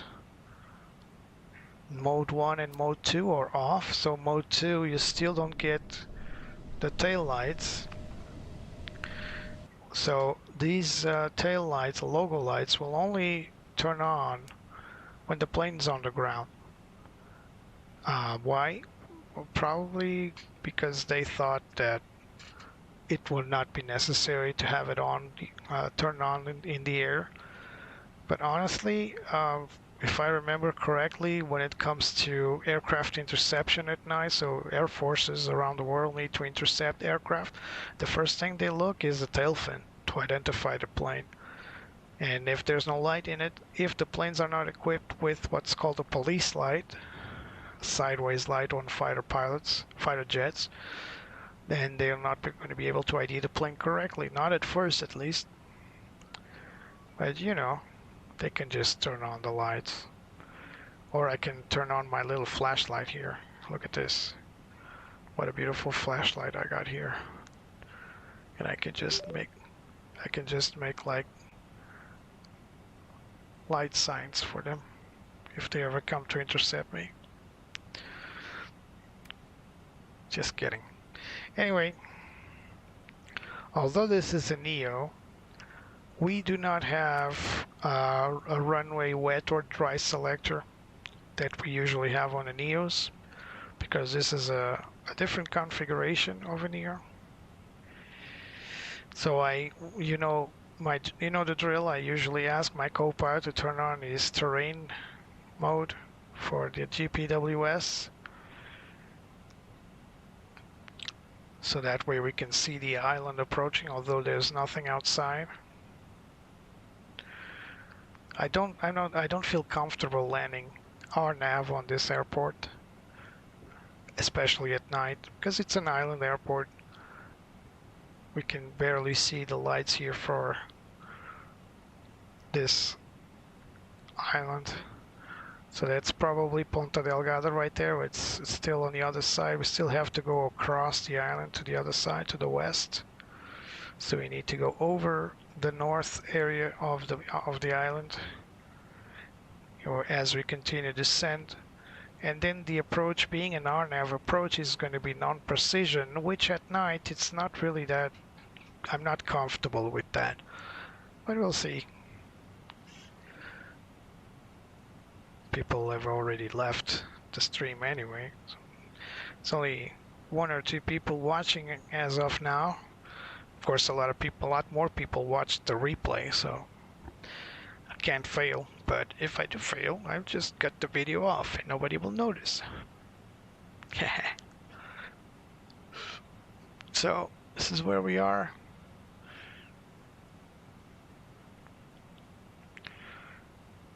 Not long now, probably 20 minutes, maybe less. Currently our ETA is 2342, so we now got a slight tailwind. Slight crosswind, I mean. That may help us in the last phase. We'll see. But we're almost on time, so if we do land in less than 20 minutes, the flight time will be more or less what was expected. Although the nose wind we got before was a little bit too harsh, and of course we had to change our approach last minute, so we are adding more or less 7 to 8 minutes more with this different approach. If it was a direct approach to the airport, we would already be lining up more or less.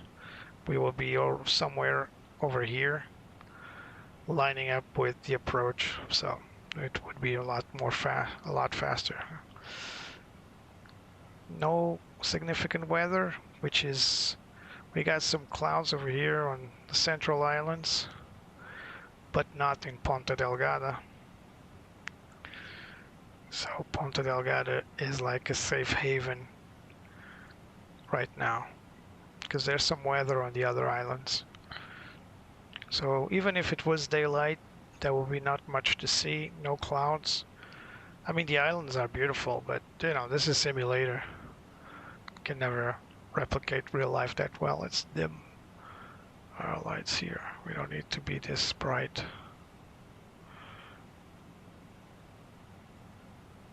Yeah, much better. Same with these backlights, integrated lights. They don't need to be this powerful. And the flood we can reduce a little bit. Alright, so here's the island. Closer now. You can see here on the GPWS map information, terrain information as well.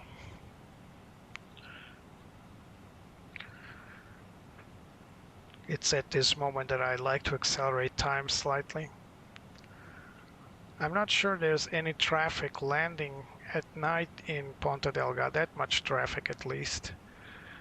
Most of the traffic operates during the daytime, as it should. Azores is not as complicated as Madeira in terms of winds, predominant winds, but it is problematic in terms of weather, because when weather gets rough, it does get rough.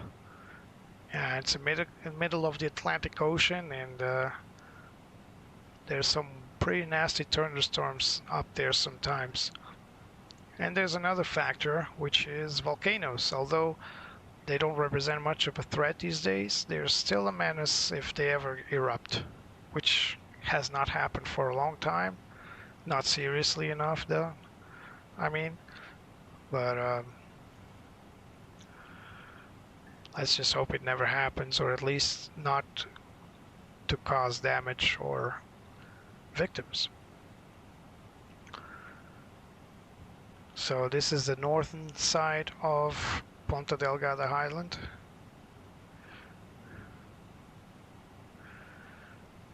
Just the other day we were flying over Mallorca, and I was commenting that it looks a lot bigger than when you look in a map. It's not the case with these Azorean islands, and it's not the case with Madeira. Madeira and Azores are, compared to Mallorca, are very small.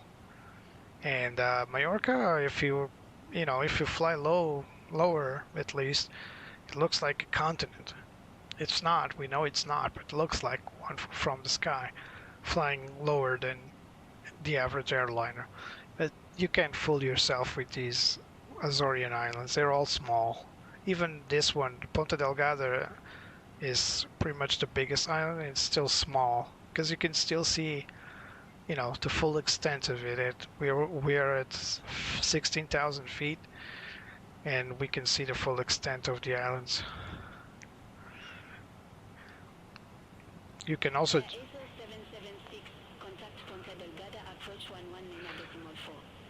Ponta Delgada approach 109.14. Contact Ponta Delgada approach 119.4. Decimal 4. 776. Let's switch freaks. Ponta Delgada, Air Azores 776. Good evening. Flight level 156 with the numbers. Air Azores 776 Ponta Delgada, approach QNH 1026, expect to the RNAV Yankee runway 12 with the SM It's the Yankee. transition. It's the Yankee. H1026, expect the RNAV Yankee runway 12 with the SM900 transition. Air Azores 776. Come on. Come on, draw correctly. Draw it correctly.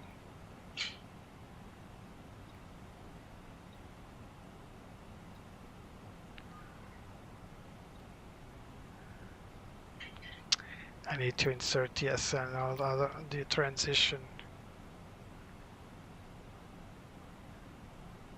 Where is it? What's the transition? SM900 transition. SM900.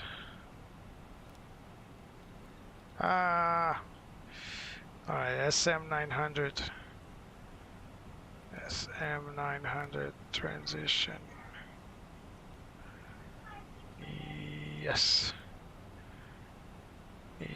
Discontinuity off.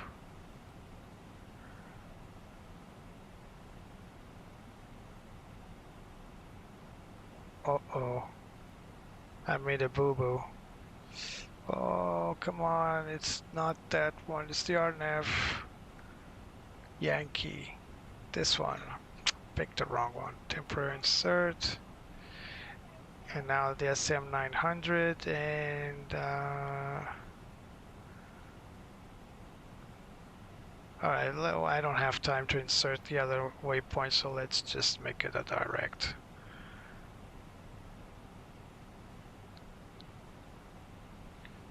Let's clear this one. Clear this one. What a mess. Why did it need to change my clearances like that is beyond me. SM92, SM900. Let's clear this continuity here. Should be alright. Bam. But now we do need that waypoint. Darn it. What's it called? Come on. Before we get there, it says SM806. So SM806. Bam. Clear. And bam. Should be fine and dandy. There it is. Phew. Why does it need to change my clearances that close to the airport. Air Azores 776, cleared direct SM900, cross SM900 at or above 4,500 feet, cleared RNAV Yankee runway 12. RNAV Yankee 12, copy. Clear direct SM900, cross SM900 at or above 4,500 feet. Cleared RNAV Yankee runway 12, Air Azores 776. Yeah, we still need to descend quite a bit. We're going to be above 4,500 as required, as requested, as fragged, but we still need to descend quite a bit in order to fulfill this. So we go direct to SM's 806. This is not the Yankee approach, but we'll look at the Yankee approach. It's this one. Not the runway 20 though. Where's the Yankee for runway 12? There's no chart for the Yankee. At least not for 12. What am I missing here? There. No, this is for. There it is. This is the one. So yeah, it's like a circled approach, but we should go for 523 and then go around the island. But we'll make like a square approach or rectangular approach. It should be all right. It's no big deal. It's just going to take us a little longer to circle around, but it's perfectly all right. So what happens when you're expecting one type of approach and you're given another? Aircraft be advised, information kilo now current QNH1026. 1026. So one we already had.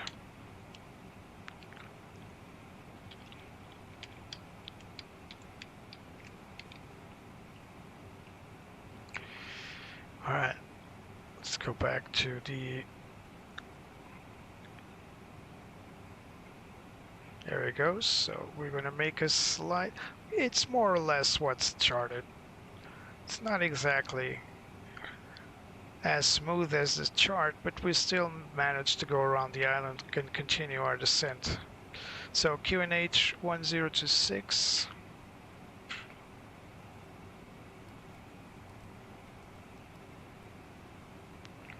And QNH 1026.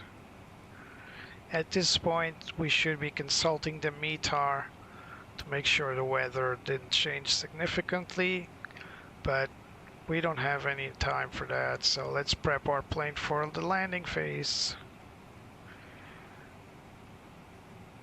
Hello. Taxi lights. Why aren't you coming up? The lights. This one does. Why don't you? There we go. The gear is retracted, so those lights won't be turning on. It's just to prep everything. Right. Start decelerating in a moment at the next waypoint. We're coming up on the frag speed, altitude, sorry. Should be. The next constraint should be at 2,000 feet. Let's descend to 2,000 feet then. Here we go. We'll continue our descent. We're way above performance, so we might have to take control in a bit to increase our descent rate. There goes our speed constraint.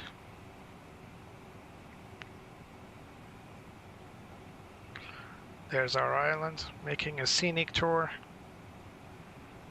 Continuing our descent. So this is a non-precision approach. We will not have ILS, but we will have the RNAV indicators. There's one for the lateral deviation, and the vertical deviation is right here. We were way above the vertical deviation, and we're descending awfully slow for what we need to descend, to be honest, because the plane is decelerating. Let's help a little bit. Speed check, flap 1.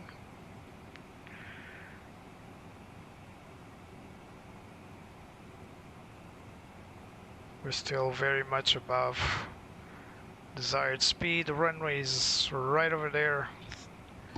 There it is. Azores 776, contact Ponta Delgada Tower 118.3. Have a good evening. Alright, let's contact the tower. Oh, sorry. Contact Tower 118.3, Air Azores 776.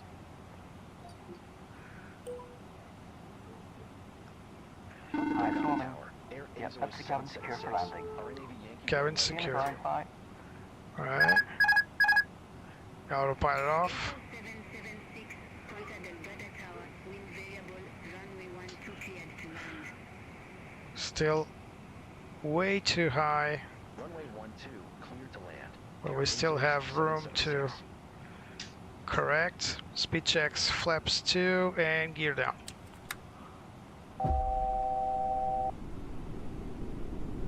$2,500.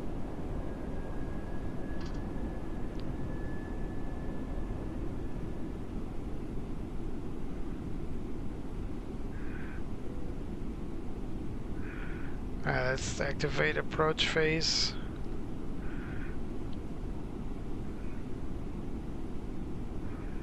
Here we go. Still a bit too high, but we can recover from this. 2,000. 2000 check. Spoilers, let's set to arm. Speed brakes medium. Flaps. Speed checks flaps 3. Speed check flaps full. It's already on fulls. Still way too high. Come on. Come on, little bird, you can do it. Don't make me go around. Very unstable. 1,000. 1000 check. Come on. Come on. Give me those red lights. Here was one.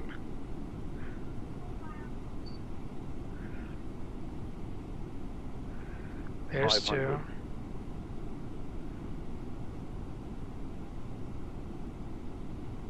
2. $400. 300. 100. 50. 40. 30. 20. Retard. 10. Retard. 5. Nice.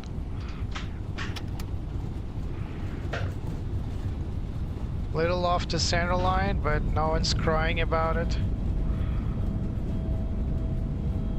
60 knots. Auto brake off. Brake. Max braking. Max braking. Set max reverse. Ah, don't worry. Exit next available taxiway, Air Azores 776. So the apron is on R6. So let's clear the aircraft.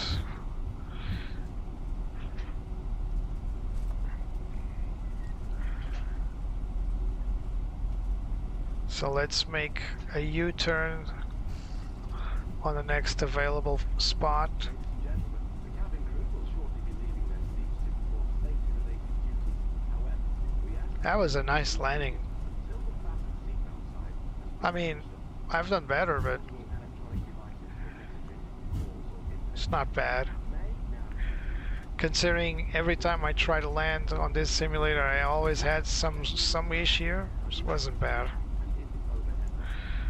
It wasn't bad at all. So where's the U-turn thingy? Let's turn on our APU. So let's run the after landing checklist. Radar and weather prediction system to off. After landing checklist complete. Didn't perform the econ memo landing no blue, but I did check it when I was on the approach. That's what happens when you don't have a co-pilot. Some people tell me that. Oh, sometimes you forget to do things. Yeah, try to fly solo on a real plane. You'll know what I'm talking about.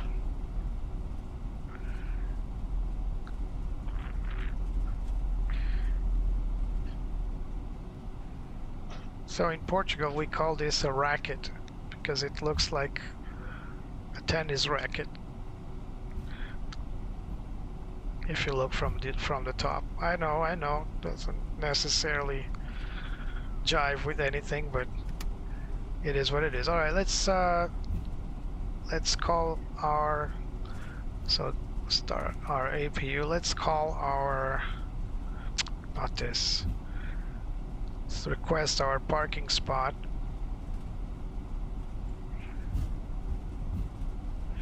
So whiskey parking, let's request whiskey 8, not whiskey 8, so yeah, let's go for whiskey 6. Whoop, what happened there? So again, whiskey 4, alright. SATA, okay. Oh, almost got distracted there. So the apron is on the right side up front. If you don't know this airport, it's hard to see at night, so I don't blame you.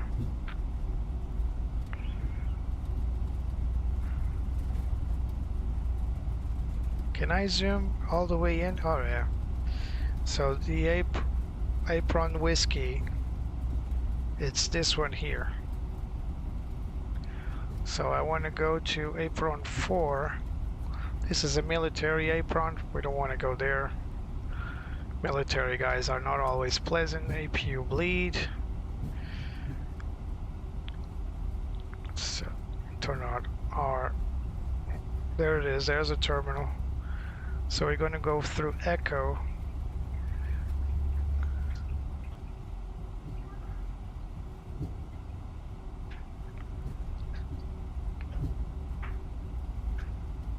Right here.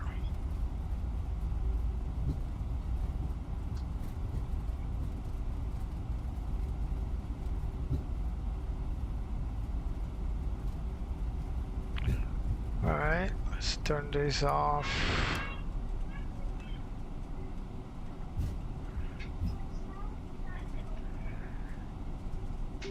Ground Air Azores 776 runway vacated.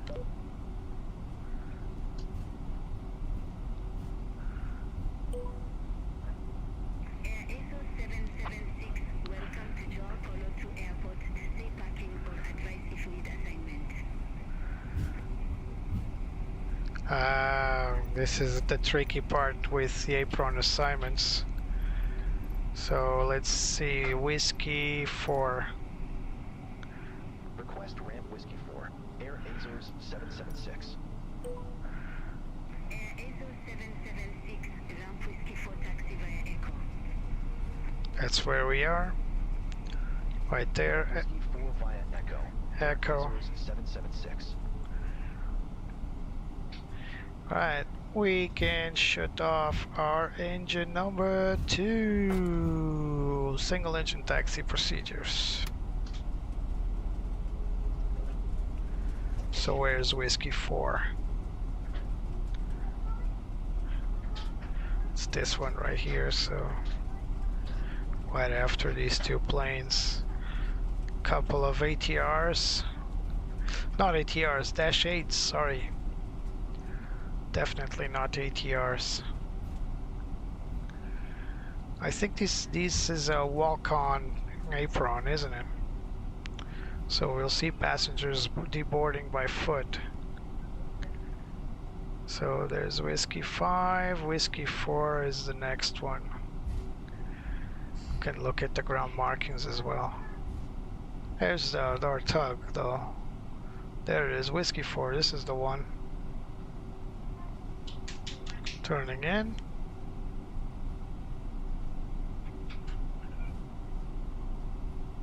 Where's our little marshal somewhere? There he is. Just go slowly.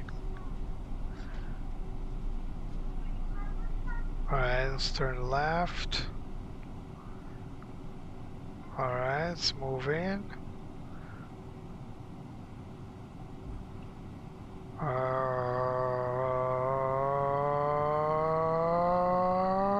Alrighty then.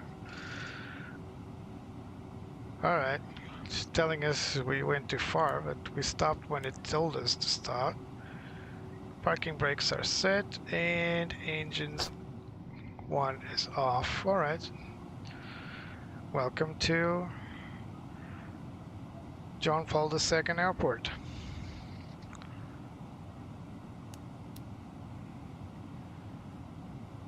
Yeah. Thank you very much for your hard work today. Your doors are clear to open. Doors on disarm. Parking checklist. Parking brakes set. Engines both off. Wing lights off. Bam. Beacon also is going to be off, so fuel pumps to off as well. Parking checklist complete. So let's request our little GPU.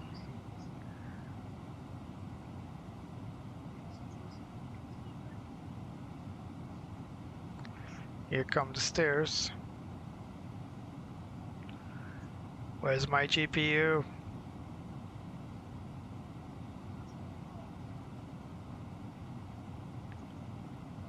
Where's my GPU, man? I want my GPU.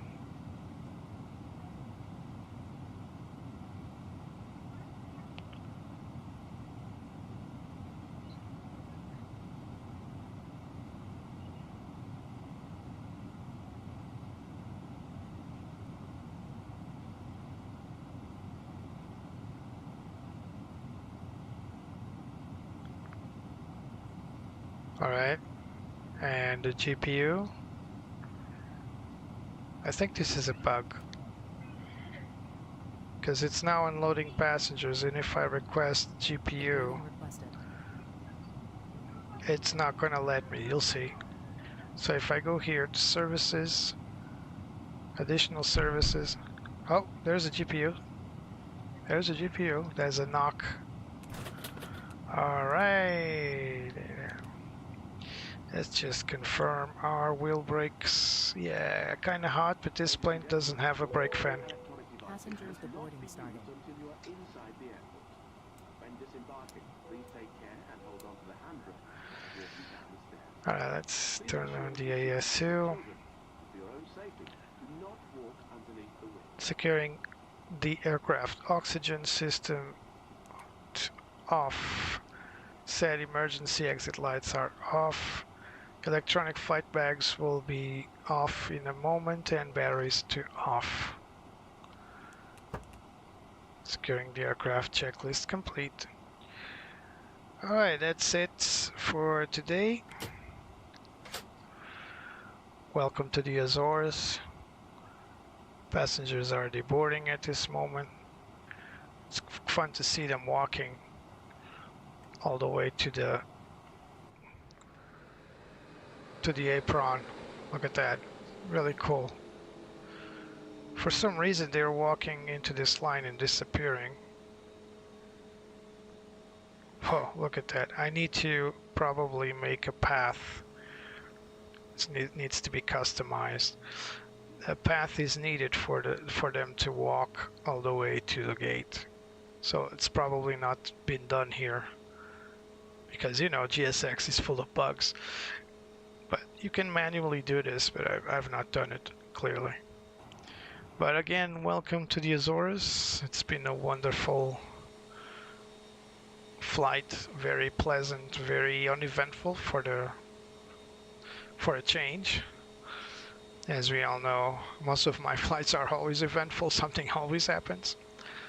The next flight, I'll be leaving Azores to somewhere else. Where? Well, we're just gonna have to wait and see. I've not decided yet. All the flights up until now were suggested by my visitors, so thank you, Mirsha, for suggesting the Azores with Air Azores. And I know this is one of your favorite liveries for the Airbus, so hope you liked it. As for leaving the Azores, well, if you want to suggest where to go next, I'll gladly consider it. Just remember that I may not have the airport, so I may have to consider if I can do it or not. Or I may not have the adequate airplane, for example. I was once asked to go to a regional airport. I don't have currently any airplane I could use to do that. I would need a regional plane to do that. Or making like long-range flights like Lisbon to New York. It's just not feasible for the type of content I make. If I can, for example, do what I did today, so if I can fast forward, I'll do it, but not doing that, it's just boring to be flying for, let's say, 7 hours, just looking at gauges. Not only you wouldn't be willing to watch that, I'm sure, I wouldn't be willing to do it either. I've done it as a simmer because I'm just that mad, but not for the sake of other people watching. So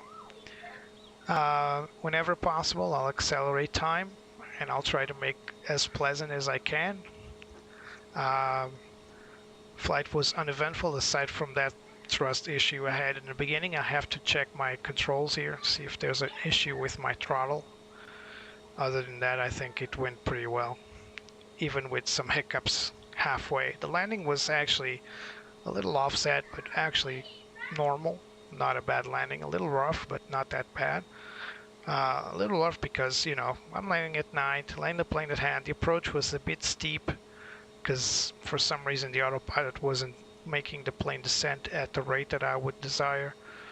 I probably needed to load the approach phase sooner, and it's probably my bad. I need to review the RNAV approaches, which are not that often done.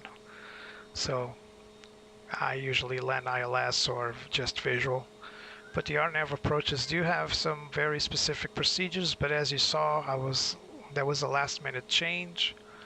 I had to improvise a little bit, and because of that I kind of failed on the approach phase, but didn't go as bad as I thought it would when I was coming down. Anyway, thank you all for coming. Thank you to my supporters, Andrew, Mirsha. Thank you for coming. Thank you for being here as great friends, and I'll see you next time. Don't forget to press like, subscribe, all that jazz, you know the drill. Help me make this channel great again. Sorry for the pun. It was really unintended. So, see you next time. Cheerios.